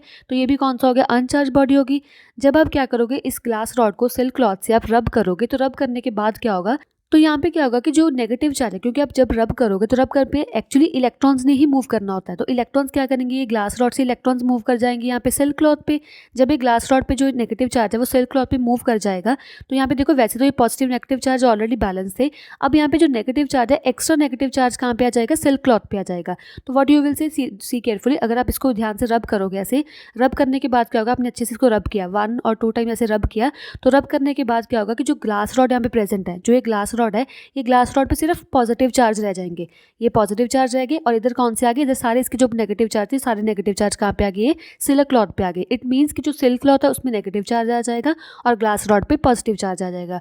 व्हाट आई शुड से, अगर मैंने क्या किया कि मेरे पास पॉजिटिव और नेगेटिव चार्ज है ग्लास रॉड पे और मैंने सिल्क क्लॉथ से रब किया, तो रब करने पे क्या होगा कि यहाँ पे स्टैटिक इलेक्ट्रिसिटी वाला काम आएगा कि जो नेगेटिव इलेक्ट्रॉन्स है, जो इलेक्ट्रॉन्स है वो मूव करेंगे, फ्लो करेंगे सिल्क क्लॉथ में, तो यहाँ पे extra number of negative charge आ जाएगा। जब यहाँ पे देखो ऑलरेडी बैलेंस थे, यहाँ पे सिल्क क्लॉथ पे सभी चार्ज बैलेंस थे, अगर मैंने एक्स्ट्रा नंबर ऑफ इलेक्ट्रॉन्स को ऐसे फ्लो कर दिया यहाँ पे, तो यहाँ पे एक्स्ट्रा क्या आ गई, नेगेटिव चार्ज आ गए। अगर यहाँ पे नेगेटिव चार्ज ऐसे मूव कर गए, सिर्फ यहाँ पे पॉजिटिव चार्ज रह गए ना, तो अभी ये ग्लास रॉड कौन सी होगी, पॉजिटिवली चार्ज, और सिल्क क्लॉथ कौन सा हो गया, negatively charge. Clear. So here you will see silk cloth will get negatively charge and glass rod will hear will be positively charge. So now we are having very similar topic that charge acquired by a ebonite rod when rubbed with a wool cloth. यहाँ पे मेरे पास क्या, पहले मैंने क्या किया था, यहाँ पे ग्लास रॉड ली थी, अब मैं यहाँ पे क्या कौन सी ले रही हूँ, एबोनाइट रॉड ले रही हूँ, और यहाँ पे मैं कौन से ले रही हूँ, यहाँ पे मैं वूल का एक क्लॉथ ले रही हूँ। तो यहाँ पे क्या होगा कि जो एबोनाइट है, एबोनाइट पे भी क्या होगा, पॉजिटिव चार्ज होगा कुछ ना कुछ, और यहाँ पे नेगेटिव चार्ज होगा कुछ ना कुछ, क्योंकि एबोनाइट रॉड क्या है मेरे पास, अनचार्ज बॉडी है। और सिमिलरली जो वूल है, वूल भी यहाँ पे अनचार्ज बॉडी है, same number of positive charge and same number of negative charge होंगे, ठीक है। जब मैं क्या करूँगी, इस वूल को रब करूँगी ऐसे इस एबोनाइट रॉड पे, तो यहाँ पे क्या होगा कि जो वूल है ना, वूल के जो इलेक्ट्रॉन्स होते हैं वो लूजली बाउंड होते हैं न्यूक्लियस से। हमने एक्चुअली ये देखना होता है, जैसे ग्लास रॉड में देखा था, ग्लास रॉड के इलेक्ट्रॉन्स मूव किए थे सिल्क क्लॉथ में, क्यों, क्योंकि ग्लास रॉड के इलेक्ट्रॉन्स जो है वो ज़्यादा लूजली बाउंड है टू द न्यूक्लियस, इसीलिए वो इलेक्ट्रॉन्स ग्लास रॉड के मूव किए थे सिल्क क्लॉथ के पास। अभी सिमिलरली यहाँ पे क्या होगा कि जो वूल के इलेक्ट्रॉन्स है वो मूव करेंगे अभी यहाँ पे एबोनाइट रॉड पे, क्यों, क्योंकि जो नेगेटिवली चार्ज पार्टिकल्स वूल के पास होते हैं वो लूजली बाउंड होते हैं, इसलिए वो ईजिली मूव कर जाते हैं, ठीक है। तो अब आप क्या करो, इस एबोनाइट रॉड को वूल से ऐसे रब करना स्टार्ट कर दो। जब आप रब करना स्टार्ट करोगे तो क्या होगा, जो नेगेटिव चार्ज प्रेजेंट है इस वूल पे, जो नेगेटिव चार्ज प्रेजेंट था वूल था, वो कहाँ पे जाएगा, वो जाएगा मेरे पास यहाँ पे एबोनाइट रॉड के पास। तो नेगेटिव चार्ज एक्स्ट्रा कहाँ पे आ रहे हैं, एबोनाइट रॉड पे, और पॉजिटिव चार्ज कहाँ पे रहेगी, पॉजिटिव चार्ज रहेगा यहाँ पे वूल के पास। तो आप क्या बोलोगे कि जो वूल है, वूल के पास कौन से इलेक्ट्रॉन आ गए, वूल के पास, वूल क्लॉथ के पास पॉजिटिवली चार्ज इलेक्ट्रॉन्स आ गए, और जो एबोनाइट रॉड है वो नेगेटिवली चार्ज हो गई, ठीक है। So next topic we are having electrostatic attraction and repulsion. Might भी आपने 7th क्लास में वो किया होगा मैग्नेटिक पोल्स वाला, कि मैग्नेट के पास 2 पोल्स होते हैं, north pole and south pole. ठीक है, अगर मैं कोई भी 2 ऑपोजिट पोल्स को साथ में लेके आती हूँ तो 2 ऑपोजिट पोल्स क्या होंगे, unlike poles attract each other. अगर मैं सेम वाले पोल्स को साथ लेके आती हूँ तो लाइक पोल्स क्या करेंगे, रिपेल ईच अदर। ठीक है, सिमिलरली ये वाला केस होता है मेरे पास यहाँ पे चार्जेस के केस में भी। अगर मैं कोई भी 2 चार्जेस को, सेम चार्जेस को इकट्ठा लेके आऊँगी तो सेम चार्जेस और like charges will repel each other. अगर मैं यहाँ पे भी सेम चार्जेस लेके आ रही हूँ, रिपेल ईच अदर, और unlike charges will be attracting each other. So now what we are having, the force between 2 electric charge is known as electrostatic force. अभी जो ये फोर्स है कि अट्रैक्शन फोर्स है कि रिपल्शन फोर्स है, इसी फोर्स को मैं बोलती हूँ, जो 2 चार्जेस के बीच में फोर्स होती है उसको हम बोलते हैं इलेक्ट्रोस्टैटिक फोर्स। ठीक है, तो इंपॉर्टेंट प्रॉपर्टीज की क्या है कि जब लाइक चार्जेस होंगे वो रिपेल करेंगे एक दूसरे को, और जब अनलाइक चार्जेस होंगे वो अनलाइक चार्जेस क्या करेंगे, अट्रैक्ट करेंगे एक दूसरे को। ठीक है, so next topic we are having electric charges. जैसे हमने ऑलरेडी पढ़ा कि जो इलेक्ट्रिक चार्ज है उसमें क्या होता है, एक तो पॉजिटिव चार्ज होता है, एक नेगेटिव चार्ज होता है। तो बेंजामिन फ्रैंकलिन एक साइंटिस्ट का नेम है, उसने ये बताया था कि 2 टाइप ऑफ चार्जेस होते हैं, positive charge and negative charge. तो उसके अकॉर्डिंग क्या था कि जब आप ग्लास रॉड को सिल्क के साथ रब करोगे तो जो भी चार्ज ये ग्लास रॉड पे आएगा वो चार्ज कौन सा होगा, पॉजिटिव चार्ज होगा। और जब आप एबिनट रॉड को वूल के साथ मतलब रब करोगे तो जो चार्ज यहाँ पे एपिनॉट रॉड के पास आएगा वो चार्ज कौन सा होगा, नेगेटिवली चार्ज होगा। ठीक है, next important point we are having, a charge body can attract either uncharge body और oppositely charge body. For example here I am having 1 charge body मतलब यहाँ पे एक नेगेटिव चार्ज है और 2 पॉजिटिव चार्ज है फॉर एग्जाम्पल। तो ये चार्ज बॉडी कौन सी है, पॉजिटिवली चार्ज बॉडी है। ठीक है, अब ये पॉजिटिवली चार्ज बॉडी क्या करेगी, ये किस किस चीज़ को अट्रैक्ट करेगी अपने पास। अगर तो एक बॉडी मेरे पास यहाँ पे अनचार्ज है, फॉर एग्जाम्पल यहाँ पे पॉजिटिव चार्ज है, यहाँ पे नेगेटिव चार्ज है, तो ये अनचार्ज बॉडी है ना, तो ये चार्ज बॉडी क्या करेगी, चार्ज बॉडी एक तो अनचार्ज बॉडी को अपने पास अट्रैक्ट करेगी। ये आपने लर्न नहीं कर लेना, अगर आपके पास एक चार्ज बॉडी है, आइदर वो चार्ज बॉडी क्या करेगी, अनचार्ज बॉडी को अपने पास अट्रैक्ट करेगी, या वो क्या करेगी, जो ऑपोजिट चार्ज की बॉडी होगी उसको अपने साथ क्या करेगी, अट्रैक्ट करेगी। तो charge body will attract either uncharge body और it will attract the oppositely charge body. Okay, next important note we are having, a charge body will always repel. अभी हमने पढ़ा कि जो चार्ज बॉडी है आइदर वो अनचार्ज बॉडी को अपने पास अट्रैक्ट करेगी और सेम ऑपोजिट चार्ज की बॉडी को अपने पास अट्रैक्ट करेगी। ठीक है, next we will see that जो चार्ज बॉडी है वो किसको रिपेल करेगी, जो चार्ज बॉडी किसको रिपेल करेगी, सिर्फ वो रिपेल करेगी जिसका सेम चार्ज होगा। अगर उसके पास कोई बॉडी आई जिसका सेम चार्ज है वो वही बॉडी को क्या करेगी, रिपेल करेगी। So next topic I am having, repulsion is the sure test of electrification. इसका मतलब क्या, ध्यान से देखो, अगर मेरे पास कोई भी यहाँ पे बॉडी है और बॉडी को मैंने चेक करना है कि वो चार्ज बॉडी है कि अनचार्ज बॉडी है, उसको चेक करने के लिए मैं क्या करूँगी, रिपल्शन का एक टेस्ट लूँगी। रिपल्शन का टेस्ट क्या, तो ध्यान से देखो, इसका मतलब है कि अगर मेरे पास यहाँ पे कोई बॉडी है, ये मेरे को चेक करना है कि चार्ज है कि अनचार्ज बॉडी है, तो मैं क्या करूँगी, यहाँ पे एक चार्ज बॉडी लेके जाऊँगी इसके पास। एक मैंने चार्ज बॉडी ली और एक मैंने ऐसी बॉडी ली जिसको मैंने चेक करना है कि वो चार्ज है कि अनचार्ज है। ठीक है, जो मैंने ये चार्ज बॉडी ली, फॉर एग्जाम्पल यहाँ पे मेरे पास पॉजिटिव चार्ज है। ठीक है, ये बॉडी कौन सी है, पॉजिटिवली चार्ज बॉडी है। तो अगर तो ये बॉडी क्या होगी, अगर ये बॉडी अनचार्ज होगी तो ये बॉडी अनचार्ज होगी तो ये क्या करेगी, अट्रैक्ट करेगी इसको, क्योंकि हमेशा कोई भी चार्ज बॉडी होती है वो चार्ज बॉडी या तो अनचार्ज बॉडी को अट्रैक्ट करेगी या वो ऑपोजिट चार्ज वाली बॉडी को अपने पास अट्रैक्ट करेगी। इतना समझ आ गया कि चार्ज बॉडी क्या करेगी, वो 2 केसेस में अट्रैक्ट करेगी। एक तो अगर बॉडी अनचार्ज है, दूसरी बॉडी अनचार्ज है, तब वो अट्रैक्ट करेगी। या सेकंड केस क्या होगा, अगर इस पर ऑपोजिट चार्ज है, नेगेटिव चार्ज है, तभी ये क्या करेगी, बॉडी को अट्रैक्ट करेगी।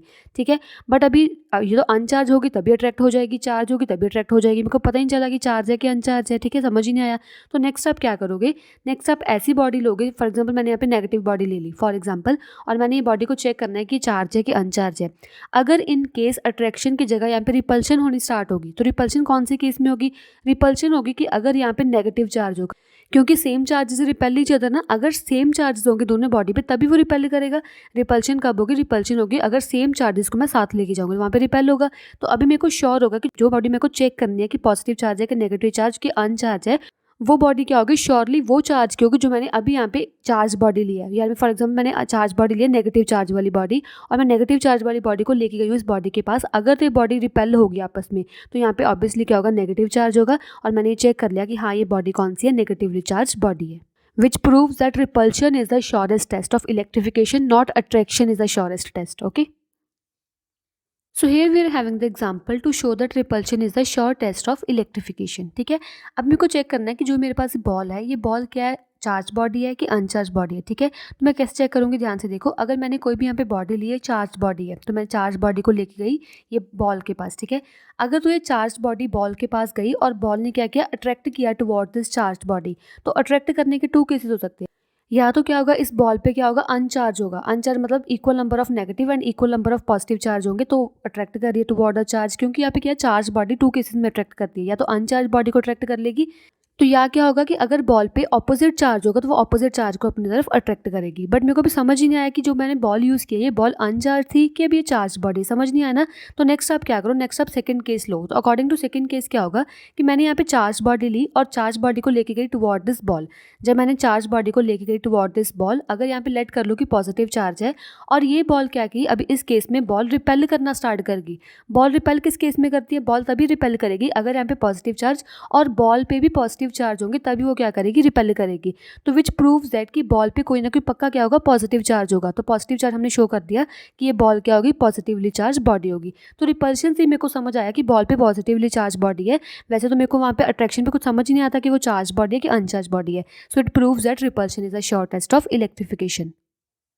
So next topic we are having conservation of electric charge. Conservation of electric charge का मतलब क्या है कि जो इलेक्ट्रिक चार्ज है ना तो उसको हम बना सकते हैं खुद, और ना ही उस इलेक्ट्रिक चार्ज को हम डिस्ट्रॉय कर सकते हैं। इट मीन्स कि अगर आप क्या करो, फॉर एग्जांपल मैंने यहाँ पे ग्लास रॉड लिया और ग्लास रॉड को मैंने रब किया यहाँ पे सिल्क क्लॉथ से, तो क्या होगा कि जो भी यहाँ पे चार्ज होगा, फॉर एग्जाम्पल इस ग्लास रॉड पे पॉजिटिव 3 चार्ज थे और नेगेटिव भी 3 चार्ज, मतलब एक जो ग्लास रॉड वो अनचार्ज थी, ठीक है।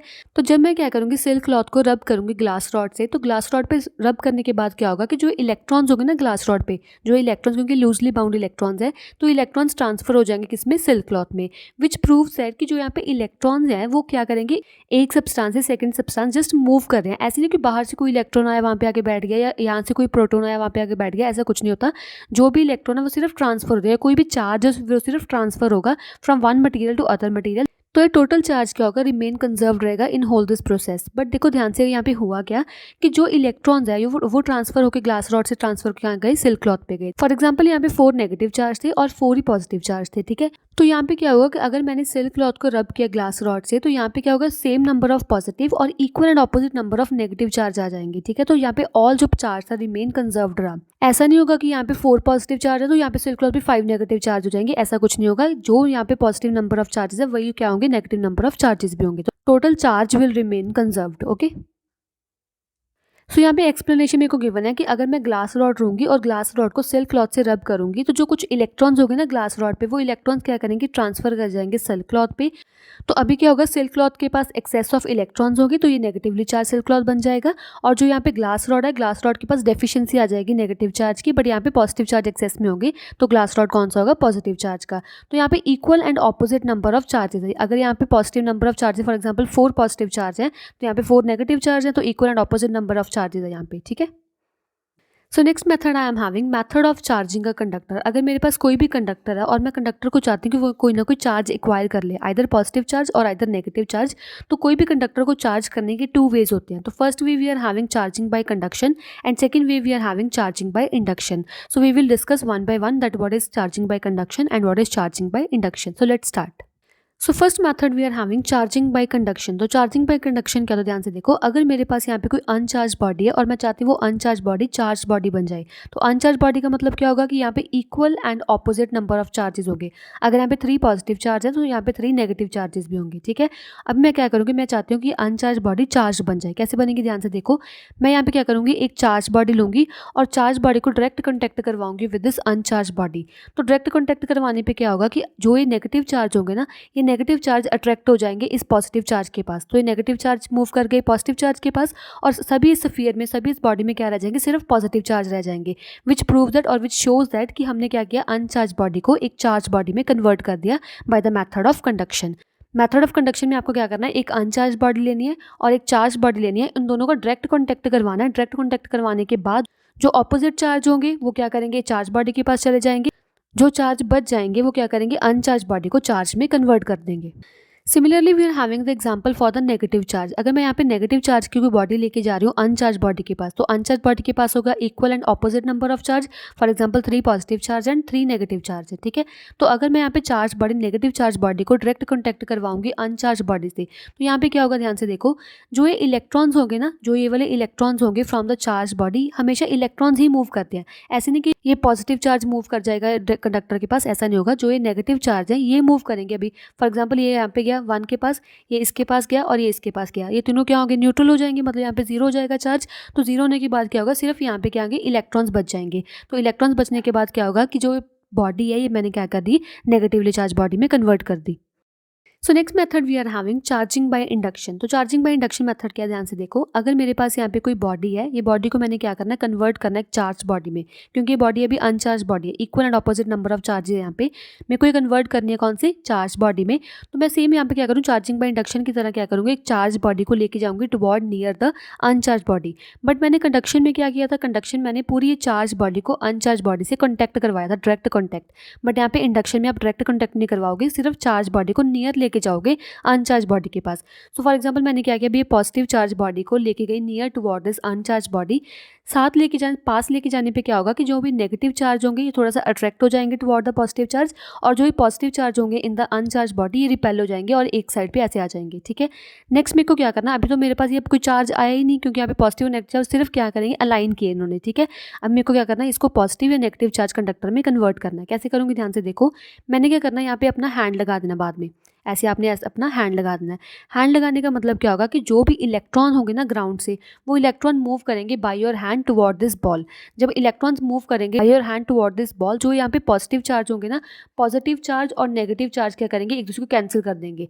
ग्राउंड से कुछ नेगेटिव चार्ज आए, इसमें ऑलरेडी पॉजिटिव चार्ज थे, सभी चार्जेस इक्वल एंड ऑपोजिट बन के एक दूसरे को कैंसिल कर देंगे। तो इस पूरी बॉल में भी क्या बचा, इस पूरी बॉल में भी सिर्फ नेगेटिव चार्ज बचा। तो मैंने क्या किया, सिर्फ पूरी अनचार्ज बॉडी को इसको नेगेटिव चार्ज बॉडी में कन्वर्ट कर दिया, and this process is known as charging by induction, ठीक है। तो अभी इस पूरी कंडक्टर में क्या आ गया, नेगेटिवली चार्ज बॉडी में कन्वर्ट होगी, ठीक है। Next I am having the definition for the same, the process of charging a uncharged conductor by bringing a charge body near it. मैंने क्या करना है, अनचार्ज बॉडी को चार्ज बॉडी में कन्वर्ट करना है। बट मैंने क्या किया, यहाँ पे charge body just near to it लेके गई, उसको टच नहीं करवाना, कंडक्शन की तरह उसको टच नहीं करवाना। तो इस पूरे प्रोसेस को मैं बोलती हूँ charging by induction.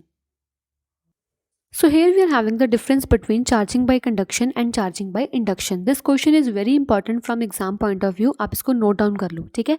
First point we are having charged body is brought in actual contact of the conductor to be charged. मैंने करना, जो भी बॉडी को चार्ज करना है वो बॉडी को मैं डायरेक्ट कॉन्टैक्ट करवाऊंगी विद द चार्ज बॉडी। जो मैंने अनचार्ज बॉडी को चार्ज करना है उसको मैं डायरेक्ट कॉन्टैक्ट करवाऊंगी विद द चार्ज बॉडी। ये मेरे पास क्या होगा, चार्जिंग बाय कंडक्शन, ठीक है। And similarly we are having charging by induction also. जो भी बॉडी को मेरे को यहाँ पे चार्ज करना है वहाँ पे मैं अनचार्ज बॉडी को सिर्फ साथ में लेके जाऊंगी, उसको डायरेक्ट कॉन्टैक्ट नहीं करवाऊंगी। तो ये मेरे पास क्या होगा, चार्जिंग बाय इंडक्शन होगा, ठीक है। Next point we are having charge is actually transferred by the conduction from charge body to the conductor. जो मैंने यहाँ पे चार्ज बॉडी और कंडक्टर लिया है, इसमें जो चार्ज होगा वो एक्चुअली ट्रांसफर करेगा। तो चार्ज अगर एक्चुअली ट्रांसफर हुआ तो वो चार्जिंग बाय कंडक्शन है। और यहाँ पे क्या होगा, जो मैंने चार्ज बॉडी, इंडक्शन में चार्ज बॉडी ली और अनचार्ज बॉडी ली, तो इसमें सिर्फ पॉजिटिव चार्ज की वजह से यहाँ पे नेगेटिव चार्ज इंड्यूस हुआ है, मतलब यहाँ पे आया जस्ट, तो उसे हम क्या बोलेंगे, charging by induction. Next point we are having a charge produce on conductor is of same nature. जो मैंने कंडक्शन की प्रोसेस से चार्ज प्रोड्यूस करवाया था, अगर यहाँ पे फॉर एग्जांपल पॉजिटिव चार्ज की बॉडी थी, ये अनचार्ज बॉडी पे भी पॉजिटिव चार्ज ही आया था। बट चार्जिंग बाय इंडक्शन में क्या होगा कि अगर मैं बॉडी को, चार्ज बॉडी को लेके जाऊंगी अनचार्ज बॉडी के पास, तो वो नेगेटिव चार्ज आएगा, ऑपोजिट साइन वाला चार्ज आएगा, ठीक है। तो ये मेरे पास कुछ डिफरेंस है, main difference between the charging by conduction and charging by induction, okay. So next topic we are having electroscope. So what do you mean by electroscope? See carefully. An electroscope is a device with the help of which we can detect whether the body is charged or uncharged. अगर मेरे पास यहाँ पे कोई भी एक body है और body को मेरे को चेक करना है कि वो चार्ज बॉडी है कि अनचार्ज बॉडी है, वो चेक करने के लिए मैं एक डिवाइस यूज़ करूँगी। और डिवाइस का नेम क्या होता है, डिवाइस का नेम होता है मेरे पास इलेक्ट्रोस्कोप, ठीक है। एक तो ये चेक करता है कि बॉडी चार्ज है कि अनचार्ज है। सेकंड ये भी चेक करेगा कि कौन सा नेचर ऑफ चार्ज है, आइदर ये पॉजिटिवली चार्ज है कि ये बॉडी नेगेटिवली चार्ज है। तो फर्स्ट तो ये चेक करेगा कि बॉडी चार्ज है कि अनचार्ज। सेकंड ये भी चेक करेगा कि चार्ज कौन सा, नेचर कौन सा चार्ज पे, पॉजिटिव चार्ज के negative charge, okay. Here we will see construction of electroscope की एक्चुअली इलेक्ट्रोस्कोप में कौन कौन से डिवाइस होते हैं और वो कैसे काम करेंगे, ठीक है।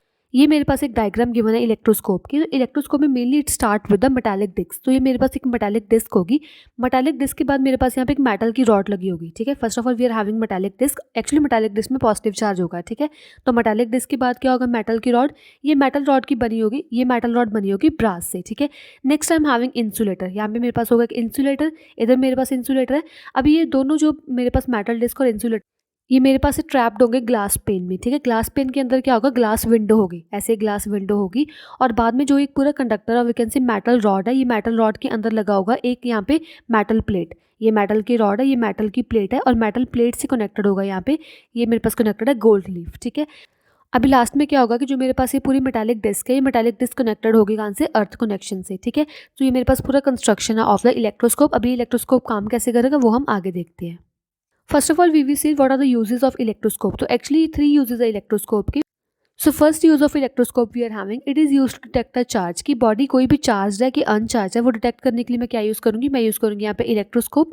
Second we are having, it is use to differentiate between conductor and insulator. कोई कंडक्टर है या कोई इंसुलेटर है, तो कंडक्टर और इंसुलेटर के बीच में डिफ्रेंशिएट करने के लिए मैं यूज़ करूँगी electroscope. Third we are having, use to identify the nature of charge. तो कौन सा चार्ज प्रेजेंट है, ये मैंने फाइंड आउट कर लिया कि हाई बॉडी चार्ज है। अभी कौन सी बॉडी चार्ज है, कौन सा नेचर है इसका, पॉजिटिव चार्ज की नेगेटिव चार्ज, वो मैं कैसे फाइंड आउट करूँगी, with the help of electroscope. Now we will check the body whatever we are using, that body is having charge or no. अब मेरे पास कोई भी बॉडी, फॉर एग्जाम्पल मेरे पास मैंने गोल्ड लीफ ले लिया, ये मेरे पास सिंपल स्ट्रक्चर होती है गोल्ड लीफ इलेक्ट्रोस्कोप की। Here we are having metal cap, here we are having metal rod and here we are having gold leaf. ठीक है, तो मैं चेक करूंगी मेरे पास कोई भी मटेरियल है, फॉर एग्जाम्पल मैंने कोई भी लिया मटेरियल। अब मेरे को ये चेक करना है कि ये बॉडी चार्ज है कि नहीं चार्ज। फर्स्ट ऑफ ऑल मैं क्या करूँगी, यहाँ पे एक बॉडी लूँगी, बॉडी को मैं टच करवा दूंगी ऑन द मेटल कैप। ठीक है, अगर तो ये बॉडी को टच करवाने पे मेटल कैप से जो मेरे पास गोल्ड लीफ है, गोल्ड लीफ डाइवर्ज या कन्वर्ज ना हुई, तो मेरे पास ये कौन सी होगी, मेरे पास बॉडी होगी अनचार्ज बॉडी। ये बॉडी कौन सी होगी, अनचार्ज बॉडी।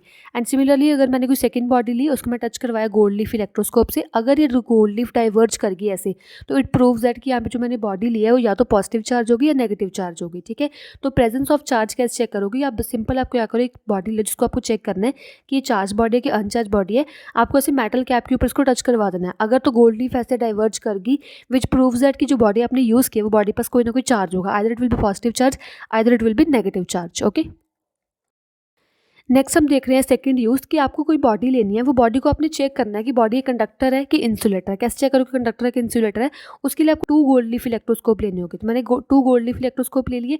अभी 2 गोल्ड लीफ इलेक्ट्रोस्कोप के सेंटर में मैंने ऐसे क्या रख देना है, ऐसे एक बॉडी रख देनी जो मैंने चेक करनी है कि उसमें कंडक्टर है, वो कंडक्टर है कि इंसुलेटर है। ठीक है, अगर तो देखो पहले क्या था, अगर मैंने बॉडी नहीं रखी तो यहाँ पे तो ये वाले गोल्ड लीफ डाइवर्स थे। तो सबसे पहले मैंने किया कि एक ऐसा गोल्ड लीफ लिया जिसकी ऑलरेडी जो गोल्ड लीफ है वो डाइवर्स है। ठीक है, सेकंड मैंने जो गोल्ड लीफ लिया उसकी जो गोल्ड लीफ है वो डाइवर्ज नहीं है। ठीक है, तो मैंने क्या किया, जो मेरे को बॉडी चेक करनी है बॉडी मैंने पूरी इनके इन बिटवीन लगा दी। जब मैंने इन बिटवीन लगाई, अगर तो ये गोल्ड लीफ डाइवर्ज कर गए तो जो मैंने ये बॉडी यूज़ की, बॉडी कौन सी होगी, कंडक्टर होगी।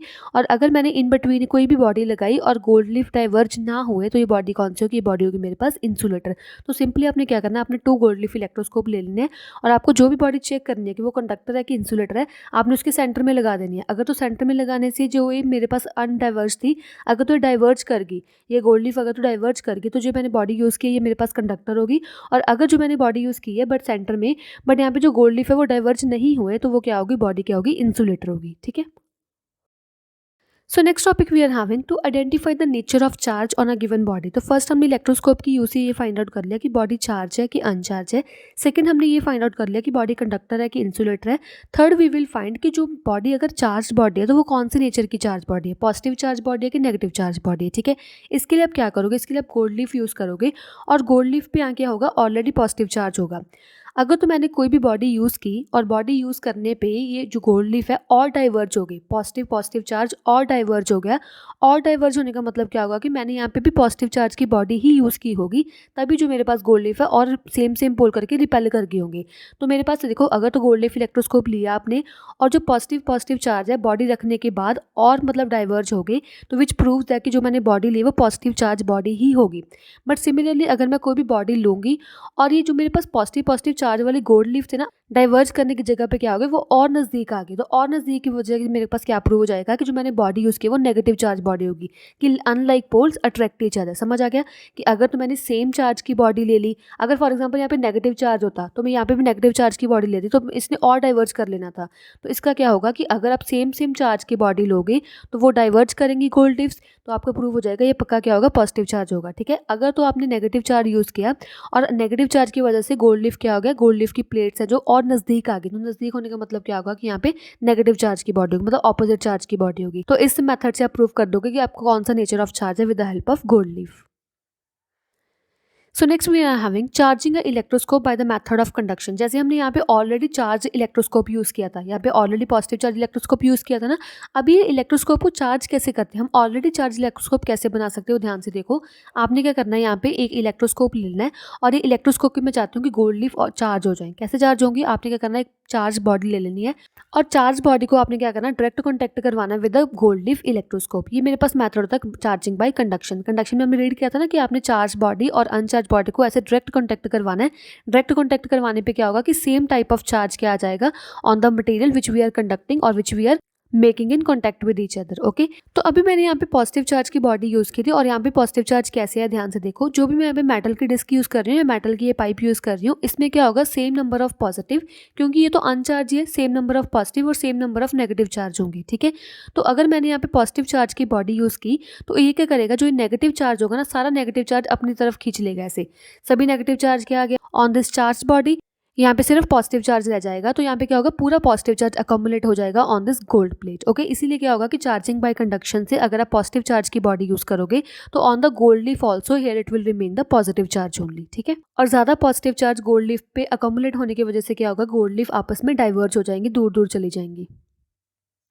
So next we are having when negatively charged rod will come towards near the gold leaf electroscope. So what it will do? Here we are having a uncharged body. This way I am having uncharged rod. So uncharged means equal number of opposite and negative charge will be there. So what this it will do? This negative charge will come toward the positive charge. So negative charge and positive charge will attract each other. जो negative और positive charge attract करेंगे तो ये आपस में neutralise कर लेंगे। ठीक है, जो ये इलेक्ट्रॉन्स हो गए ना, इलेक्ट्रॉन्स क्या करेंगे, एक दूसरे को रिपेल करेंगे। रिपेल करने पे इलेक्ट्रॉन्स पूरे चल जाएंगे गोल्ड लीफ के पास। जब इलेक्ट्रॉन्स जाएंगे गोल्ड लीफ के पास तो इलेक्ट्रॉन्स क्या करेंगे और गोल्ड लीफ क्या करेगी, डाइवर्ज कर जाएगी, क्योंकि यहाँ पे सेम सेम चार्ज एक साथ आ गए। जब सेम चार्ज एक साथ आएंगे तो गोल्ड लीफ डाइवर्ज करेगी। यहाँ पे क्या होगा, गोल्ड लीफ कौन सी आ गई, नेगेटिव चार्ज वाली। So this is the charging of electroscope by the method of conduction. So next method we are having charging by induction. अब मेरे को क्या करना है, इलेक्ट्रोस्कोप को चार्ज करना है, बट मैं सेकंड मेथड यूज़ करूंगी चार्जिंग बाय इंडक्शन वाला। जैसे आपने चार्जिंग बाय इंडक्शन में ऑलरेडी पढ़ा कि आपने चार्जिंग बाय इंडक्शन करने के लिए एक चार्ज बॉडी लेके आनी है, but charge body near to the uncharge body लेके आनी है। ठीक है, जब आप नियर टू अनचार्ज बॉडी लेके आओगे, देखो ये अनचार्ज बॉडी पे क्या होगा, same number of positive charge and same number of negative charge होंगे। ठीक है, जब आप पॉजिटिवली चार्ज बॉडी को लेके आओगे नियर द अनचार्ज बॉडी, तो ये पॉजिटिव चार्ज क्या करेगा, नेगेटिव चार्ज को अपनी तरफ ले आएगा। तो नेगेटिव चार्ज थोड़ा सा एक साइड पे होगी क्योंकि इसने अट्रैक्ट होने की कोशिश करनी है यहाँ पे, और जो पॉजिटिव चार्ज होंगे, पॉजिटिव चार्ज रिपेल करेगा। रिपेल करने की वजह से मतलब वो क्या है, वो गोल्ड लीफ के पास चले जाएंगे। तो अब क्या करोगे आप, इंडक्शन की मेथड से जब आप कोई भी चार्ज बॉडी लेके आओगे टुवर्ड्स द अनचार्ज बॉडी, तो यहाँ पे पॉजिटिव चार्ज अकोमुलेट हो जाएंगे टुवर्ड द गोल्ड लीफ, क्योंकि पॉजिटिव चार्ज अकोमुलेट हो जाएंगे तो गोल्ड लीफ क्या करेगी, डाइवर्ज करेगी। ठीक है, बट अगर आप ध्यान से देखो, ये पॉजिटिव चार्ज गोल्ड लीफ में तो आ गया, बट अभी स्टिल यहाँ पे नेगेटिव चार्ज है, विच प्रूव्स दैट कि अभी जो मैंने इलेक्ट्रोस्कोप यूज कर रही हूँ, इलेक्ट्रोस्कोप अभी भी अनचार्ज है, क्योंकि same number of positive charge and same number of negative charge है। मेरे को ये नेगेटिव चार्ज को खत्म करना होगा। तो नेगेटिव चार्ज खत्म कैसे होगा, आप इसको नेगेटिव चार्ज को ऐसे टच कर लो विद द फिंगर। ठीक है, जब आप फिंगर से टच करोगे, जो ये नेगेटिव चार्ज होंगे ये थ्रू द फिंगर आपके पास ग्राउंड में मूव कर जाएंगे, तो सिर्फ यहाँ पे रह जाएगा positive charge, which proves that और विच शोज दैट कि आपने इलेक्ट्रोस्कोप को चार्ज कर दिया। देखो, अगर आप by mistake he negative charge को अपने फिंगर टच करके इसको ग्राउंडिंग नहीं करते, अर्थिंग नहीं करते, तो वहाँ पे क्या ना कि अगर आप यह चार्ज बॉडी लेके आओ ना साथ में, अगर आप चार्ज बॉडी को फिर दूर ले जाते ना, तो फिर ये बॉडी क्या अनचार्ज की अनचार्ज ही रह जानी थी, ये बॉडी चार्ज नहीं होनी थी। ठीक है, इसीलिए आपको क्या ना नेगेटिव चार्ज को फिनिश करना ही होगा with the help of your finger. Okay, and this method is called earthing also, to take the negative electrons toward the earth.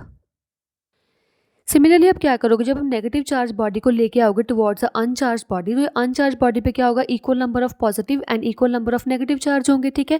क्योंकि ये नेगेटिव चार्ज की बॉडी है, तो नेगेटिव चार्ज की बॉडी क्या करेगा, पॉजिटिव चार्ज को एक साइड कर लेगा toward near it's, and second क्या करेगा, जो नेगेटिव चार्ज होगा उसको रिपेल कर देगा। रिपेल करना मतलब दूर भेज देगा, और दूर कहाँ पे जाएगा, वो दूर जाएगा gold leaf electroscope, gold leaf पे, ठीक है। अभी जो ये गोल्ड लीफ पे आया नेगेटिव चार्ज, क्योंकि negative negative charge same charge है, like charge repel each other, तो गोल्ड लीफ क्या कर जाएगी, डाइवर्ज कर जाएगी। बट देखो अभी पूरे कंडक्टर में या पूरे अभी गोल्ड लीफ इलेक्ट्रोस्कोप में कोई भी चार्ज नहीं आया, क्यों, क्योंकि अनचार्ज ही है। देखो यहाँ पे पॉजिटिव चार्ज, यहाँ पे भी नेगेटिव चार्ज, अभी तो ये अनचार्ज ही है। इसको चार्ज करने के लिए आप क्या करोगे, इसको आप टच करोगे विद योर फिंगर। जब आप टच करोगे तो जो एक्सेस ऑफ इलेक्ट्रॉन्स होंगे ना, वो क्या करेंगे, अर्थ से मूव करके यहाँ पे पॉजिटिव चार्ज के पास आएंगे, और ये positive negative charge effect cancel हो जाएगा। इसीलिए आप क्या करोगे, इसको पॉजिटिव चार्ज को खत्म करने के लिए विद दिस अर्थिंग प्रोसेस और ग्राउंडिंग प्रोसेस को आप खत्म कर दोगे, और यहाँ पे गोल्ड लीफ पे कौन सा चार्ज आ गया, ये हमारे पास आ गया नेगेटिव चार्ज। अगर आप इस पॉइंट को, ये चार्ज बॉडी को दूर भी ले जाओगे ना, तो ये गोल्ड लीफ यहाँ पे रिमेन रहेगी इन द डाइवर्स्ड फॉर्म, ये मतलब चार्ज बॉडी ही रहेगी। So next topic we are having Franklin's experiment. तो फ्रैंकलिन्स एक्सपेरिमेंट में क्या है, ध्यान से देखो, मेरे पास यहाँ पे एक साइंटिस्ट है, साइंटिस्ट का नेम क्या है, बेंजामिन फ्रैंकलिन। बेंजामिन फ्रैंकलिन ने एक काइट प्रिपेयर किया with the help of silk, और इसने क्या किया, सेंटर में ऐसे आयरन की वायर लगा दी, और जो इसने थ्रेड यूज़ किया है, थ्रेड भी बना, किसके बना हुआ है, थ्रेड भी बना हुआ सिल्क का। बाद में उसने क्या किया, जो एक एंड है उसको तो उसने कनेक्ट कर दिया with the kite, second and को उसने कनेक्ट कर दिया विद द की। यहाँ पे एक सेकेंड एंड कनेक्टेड था की से, ठीक है। जब उसने काइट यूज़ की इन द थंडरस्टॉर्म, जब थंडरस्टॉर्म था, सिर्फ मतलब बिजली कड़क रही थी, उस टाइम उसने क्या किया, काइट को फ्लाई किया। तब उसने देखा कि उसको कोई भी चार्ज प्रोड्यूस नहीं हुआ नियर दिस नकल्स। नकल्स क्या होता है, जो इसके ये वाली साइड है, जो मेरे हमारे पास ये फिंगर्स होती हैं, इसको हम नकल्स बोलते हैं। जब उसने काइट फ्लाई की इन द थंडरस्टॉर्म, और जो उसने क्या किया, अपनी जो नकल्स है उसको नियर रख लिया, कि आयरन की के साथ रख लिया। और जब उसने ऐसे काइट फ्लाई किया, काइट फ्लाई करने पर उसने ऐसे ऑब्जर्व किया कि कोई भी उसको कोई इलेक्ट्रिक चार्ज या कोई इलेक्ट्रिक शॉक प्रोड्यूस नहीं हो रहा विद दैट आयरन की, ठीक है। बाद में उसने क्या किया, चलो ठीक है अभी तो ये काम कर नहीं रहा। जब वहाँ पे रेन आनी स्टार्ट हो गई ना, तब उसने अपनी काइट ली और काइट उड़ानी शुरू कर दी। तो रेन में क्या हुआ, जब उसने काइट उड़ाई तो रेन में उसने चेक किया, उसने अपने क्या किया, नकल्स को नियर द आयरन की रख लिया। अब उसने जब चेक किया, उसने देखा कि जब जो इलेक्ट्रिक करंट है वो सिल्क क्लॉथ से मूव कर रहा था उसको, उसके हैंड पे वो इलेक्ट्रिक शॉक उसको प्रोड्यूस हो रहा था।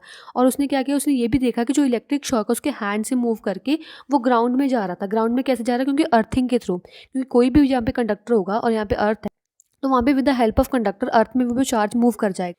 तो ये चार्ज मूव कैसे हुआ, ये चार्ज मूव हुआ from the clouds to his knuckles. Why, because of the wet string. जो वेट स्ट्रिंग है ना, वेट स्ट्रिंग की वजह से जो चार्ज है मूव कर गया टुवर्ड इट्स नकल, एंड क्योंकि वो अर्थ पे खड़ा था, वो चार्ज अगेन फ्लो हुआ टुवर्ड्स द अर्थ। उसने ये प्रूव किया जो भी यहाँ पे क्लाउड्स वगैरह आ रहे हैं, वो क्लाउड में कुछ ना कुछ चार्ज होगा। अगर कुछ ना कुछ चार्ज है तभी उसको चार्ज, उसको फील हुआ। चार्ज फील होने की वजह से उसको क्या, उसने देखा कि यहाँ पे जो क्लाउड है उसमें कोई चार्ज होगा। और लाइटनिंग होने का मेन कारण भी क्या है, फ्लो ऑफ चार्ज, उसने ये बताया था हमें। बट देखो एट द एंड उसने इतना खतरनाक एक्सपेरिमेंट किया कि उसने इलेक्ट्रिक शॉक अपने आप पे लगवा लिया। शुक्र करो कि वो तो इलेक्ट्रिक शॉक बहुत कम लगा था उसको। अगर वो इलेक्ट्रिक शॉक ज़्यादा होता, ज़्यादा अमाउंट ऑफ इलेक्ट्रिसिटी प्रोड्यूस होती क्लाउड्स में, तो वो एक्सपेरिमेंट करता करता अपनी जान भी गंवा सकता था, ठीक है। So next topic we are having how lightning caused. Lightning कैसे कॉज होती है वो ध्यान से देखो। अगर हमारे पास यहाँ पे क्लाउड होता है ना, क्लाउड के अंदर एयर और वाटर पार्टिकल्स होते हैं। क्योंकि एयर और वाटर पार्टिकल्स हैं, देखो जो क्लाउड है ना, क्लाउड वैसे होता है एक अनचार्ज बॉडी। अनचार्ज बॉडी तो होगी, ठीक है, बट यहाँ पे एयर और पार्टिकल्स को रैंडमली मूव कर रहे हैं ना, रैंडमली मूव करने की वजह से क्या होगा, जो नेगेटिव चार्ज है वो at the bottom of the clouds आ जाएंगे, और जो पॉजिटिव चार्ज है वो अपर साइड आ जाएंगे। आप लर्न ही कर लो कि नेगेटिव चार्ज हमेशा एट द बॉटम आते हैं और पॉजिटिव चार्ज हमेशा अप साइड में आ जाते हैं, ठीक है। और सिमिलरली क्या होगा, अर्थ पे क्या होगा, अर्थ पे क्योंकि अर्थ एक अनचार्ज बॉडी है, और अनचार्ज बॉडी भी क्या करेगी, due to method of induction, जो पॉजिटिव चार्ज जो होंगे, पॉजिटिव चार्ज आएंगे टुवर्ड द नियर और attracted toward the near of negative charge, और जो नेगेटिव चार्ज होंगे on the earth that will repel from the negative charge. तो induction method से क्या होगा, पॉजिटिव चार्ज नियर आ गया और नेगेटिव चार्ज रिपेल हो गया, ठीक है। बारिश की वजह से क्या होगा कि जो इलेक्ट्रॉन्स है, electrons will start attracting toward the positive charge. जब ये इलेक्ट्रॉन्स मूव करना स्टार्ट कर जाएंगे टुवर्ड द पॉजिटिव चार्ज, तो इस केस में क्या होगा, इस केस में लाइटनिंग कॉज होगी, ठीक है। So next we are having lightning can be dangerous. ये तो हमें पता है कि जो लाइटनिंग होती है, ऐसे जो थंडरस्टॉर्म और लाइटनिंग आती है वो बहुत डेंजरस होती है। कैसे डेंजरस होती है, ध्यान से देखो। If a charge develop on lightning is extremely large, जो चार्ज डेवलप हुआ है ड्यू टू लाइटनिंग, क्योंकि बहुत सारा अगर नेगेटिव चार्ज मूव करेगा टुवर्ड द पॉजिटिव चार्ज, उसमें बहुत सारा क्या होगा, लाइटनिंग प्रोड्यूस होगी, जो बहुत सारे डिजास्टर्स इफेक्ट प्रोड्यूस कर सकती है, like destroying buildings, burning trees, और बहुत सारी वेजिटेशंस को, बर्ड्स को, एनिमल्स को क्या इफेक्ट कर सकती है, ठीक है। सिमिलरली जो मेरे पास यहाँ पे कोई भी ऑब्जेक्ट्स है उस पर फायर भी लग सकती है ड्यू टू लाइटनिंग, ठीक है। तो लाइटनिंग की वजह से एनिमल्स भी किल हो सकते हैं, ह्यूमन बींग्स भी किल हो सकते हैं। It is very dangerous for the life. So next we are having lightning is useful too. जो लाइटनिंग है वो हमारे लिए यूज़फुल भी होती है। क्यों यूज़फुल होती है, ध्यान से देखो। जो हमारे पास ये अर्थ है, अर्थ की आउटसाइड पे एक लेयर बनती है, वो लेयर को हम बोलते हैं अजोन लेयर। ये अजोन लेयर बहुत इंपॉर्टेंट होती है for the surface of earth. Why? Because जो सन होती है ना, सन में से अल्ट्रा वायलेट रेडिएशन प्रोड्यूस होती हैं। तो अल्ट्रा वायलेट रेडिएशन अगर तो डायरेक्ट मूव कर गई toward the surface of earth, ये में हमारे पास बहुत सारे इफेक्ट कर सकती है ऑन द ह्यूमन बींग। इसीलिए जो ये अजोन लेयर होती है ना, ये अजोन लेयर प्रिवेंट करती है कि कोई भी अल्ट्रा वायलेट रेडिएशन मूव ना कर जाए toward the surface of earth. ये इसको रिफ्लेक्ट बैक करने में हेल्पफुल होती है। Next useful we are having, lightning is helpful in the conservation of atmospheric nitrogen into nitrogenous compounds. जो भी हमारे पास एटमॉस्फेयर की नाइट्रोजन होती है ना, वो एटमॉस्फेयर की नाइट्रोजन को अगर नाइट्रोजीनियस कंपाउंड में वो कन्वर्ट हो जाए तो वो हमारे एटमॉस्फेयर के लिए अच्छा होता है। नाइट्रोजन फिक्सेशन बैक्टीरिया वो इसको कन्वर्ट करते हैं। तो वो सारा कुछ भी कैसे पॉसिबल होता है, वो पॉसिबल होता है with the help of lightning. So next topic we are having precautions during thunderstorm और लाइटनिंग। लाइटनिंग और थंडरस्टॉर्म में हमें कौन से प्रिकॉशंस लेने चाहिए, हम कैसे लाइटनिंग और थंडरस्टॉर्म से बच सकते हैं। First we are having avoid standing near the tall buildings और टॉल ट्रीज। हमें टॉल बिल्डिंग और टॉल ट्रीज के नियर नहीं खड़े होना, क्योंकि वहाँ पे लाइटनिंग आने का खतरा ज़्यादा होता है। So next precaution we are having, try to avoid contact with metallic object. जब रेनी सीजन होगा ना, जब यहाँ पे थंडरस्टॉर्म और लाइटनिंग होगी, तभी आपको मेटालिक बॉडीज को टच नहीं करना, क्योंकि metallic bodies due to wet और due to this rainy season यहाँ पे ज़्यादा अमाउंट ऑफ करंट फ्लो करता है, इसलिए हमें इलेक्ट्रिक शॉक भी लग सकता है। Third we are having avoid contact with running water. जब रनिंग वाटर होता है ना, रनिंग वाटर में बाई चांस कोई अगर इलेक्ट्रिसिटी भी फ्लो करगी ना विद रनिंग वाटर, आप रनिंग वाटर को टच कर लोगे तो आपको इलेक्ट्रिक शॉक लग सकता है, इसलिए आपको रनिंग वाटर को भी टच नहीं करना ड्यूरिंग थंडरस्टॉर्म और during lightning. Fourth we are having unplug all electrical appliances like your computer, TV set etcetera. जब थंडरस्टॉर्म और लाइटनिंग होगी तो जो आपकी इलेक्ट्रिकल अप्लायंसेज होगी ना, like computer we are having, TV और refrigerator, that all thing you have to unplug, क्योंकि वहाँ पे इलेक्ट्रिक शॉक लगने के चांसेस ज़्यादा होते हैं। Fourth we are having, if you are in automobile, अगर आप कार और व्हीकल से मूव कर रहे हो, थंडरस्टॉर्म आ रहा है, तो आप क्या करो, उससे कार से बाहर मत जाओ, क्योंकि बाहर जाने पे क्या होगा, आपको इलेक्ट्रिक शॉक लगने की पॉसिबिलिटी ज़्यादा हो सकती है। तो अगर आप अपने ऑटोमोबाइल और अपनी कार में ही बैठे रहोगे तो उसमें आप सेफ रहोगे, और आपको क्या करना है, अपने जो डोर है उसका कार का, उसको शट करके रखना है, और विंडोज़ को भी शट करके रखना है, बंद करके रखना है। So next topic we are having lightning conductor. तो ये तो हमने पढ़ लिया कि जो लाइटनिंग है उसके बहुत सारे डिजास्टर्स इफेक्ट हो सकते हैं, बट ये लाइटनिंग को हमें न्यूट्रलाइज करने के लिए और ख़त्म करने के लिए हम क्या कर सकते हैं। अगर आपको आपके घर को बचाना है विद द लाइटनिंग इफेक्ट, तो आप क्या कर सकते हो, घर पे आप लाइटनिंग कंडक्टर यूज़ कर सकते हो। तो लाइटनिंग कंडक्टर मेनली एक सेफ्टी डिवाइस होता है जो टॉल बिल्डिंग पे मतलब हम अटैच कर सकते हैं और फिट कर सकते हैं, ताकि कि हमें कोई भी बिल्डिंग पे डैमेज ना आए। ठीक है, कैसे नहीं आएगा, देखो यहाँ पे लाइटनिंग कंडक्टर में कॉपर की स्ट्रिप यूज़ होती है। तो कॉपर की स्ट्रिप यूज़ होगी और कॉपर की स्ट्रिप बाद में कनेक्टेड होगी टुवर्ड द अर्थ, जिसको हम क्या बोल सकते हैं कि कॉपर की स्ट्रिप ग्राउंडिंग की हुई है। ठीक है, बाद में क्या होगा कि अगर ड्यूरिंग लाइटनिंग जो एक क्लाउड है जब नियर आएगा दिस हाउस और नियर दिस टॉल बिल्डिंग, तो यहाँ पे देखो क्लाउड पे क्या होगा, क्लाउड पे नेगेटिव चार्ज होगा। ठीक है, क्लाउड पे नेगेटिव चार्ज यहाँ पे और पॉजिटिव चार्ज यहाँ पे होगा। जब यहाँ पे नेगेटिव चार्ज होगा ना, तो ये क्लाउड क्या करेगा, ड्यू टू इंड्यूस यहाँ पे कर देगा, पॉजिटिव इफेक्ट ले आएगा, यहाँ पे पॉजिटिव चार्ज आ जाएगा। ठीक है, जब यहाँ पे पॉजिटिव चार्ज आएगा तो लाइटनिंग ऐसे फ्लो करेगी, लाइटनिंग फ्लो करेगी from negative to positive charge. But यहाँ पे अगर आपका लाइटनिंग कंडक्टर लगा हो ना, तो लाइटनिंग कंडक्टर क्या करेगा, जो इंड्यूस पॉजिटिव चार्ज बन रहा है ना, तो ये क्या करेगा, अर्थ से नेगेटिव चार्ज को ऐसे सेंड करेगा। तो अर्थ से नेगेटिव चार्ज जब पॉजिटिव चार्ज के पास जाएगा तो ये कैंसिल कर देंगे इफेक्ट विद ईच अदर। मतलब क्या करेगा, ये इलेक्ट्रॉन्स नहीं आएंगे इस पॉजिटिव चार्ज के पास, ये फटाफट क्या करेगा, जो नेगेटिव चार्ज ये ग्राउंड से वो मूव कर जाएगा टुवर्ड द पॉजिटिव चार्ज। क्योंकि लाइटनिंग तो तभी होगी ना जब नेगेटिव चार्ज फ्लो करेगा, जब नेगेटिव चार्ज फ्लो ही नहीं किया तो फ्लो करने की वजह लाइटनिंग ही नहीं आएगी। ठीक है, तो इसलिए हम क्या करते हैं, ऐसे हम यहाँ पे इलेक्ट्रिक कंडक्टर और यू कैन से लाइटनिंग कंडक्टर यूज़ कर लेते हैं। इसलिए क्या होगा, पॉजिटिव चार्ज फटाफट खत्म हो जाएगा और नेगेटिव चार्ज को फ्लो करने का मौका ही नहीं मिलेगा। अगर हम यहाँ पे लाइटनिंग कंडक्टर ना यूज़ करते तो यहाँ पे क्या होना था, नेगेटिव चार्ज की वजह से यहाँ पे पॉजिटिव चार्ज इंड्यूस होना था on the roof of the house. उसकी वजह से क्या होना है कि जो नेगेटिव चार्ज और पॉजिटिव चार्ज, अगर रेन आएगी, रेन की वजह से क्या होगा, जो नेगेटिव चार्ज मूव करेगा टुवर्ड द पॉजिटिव चार्ज, जिसकी वजह से क्या होगा, इस पूरे हाउस को इफेक्ट हो सकता था विद द लाइटनिंग। इसलिए लाइटनिंग कंडक्टर इसको बचा लिया और लाइटनिंग कंडक्टर क्या करेगा, नेगेटिव चार्ज को फ्लो नहीं करने के देगा toward the house. This is all about chapter number 8, that is elasticity of class 8 ICSE Physics. If you like the explanation, please like it, share it and subscribe our YouTube channel. Thank you so much.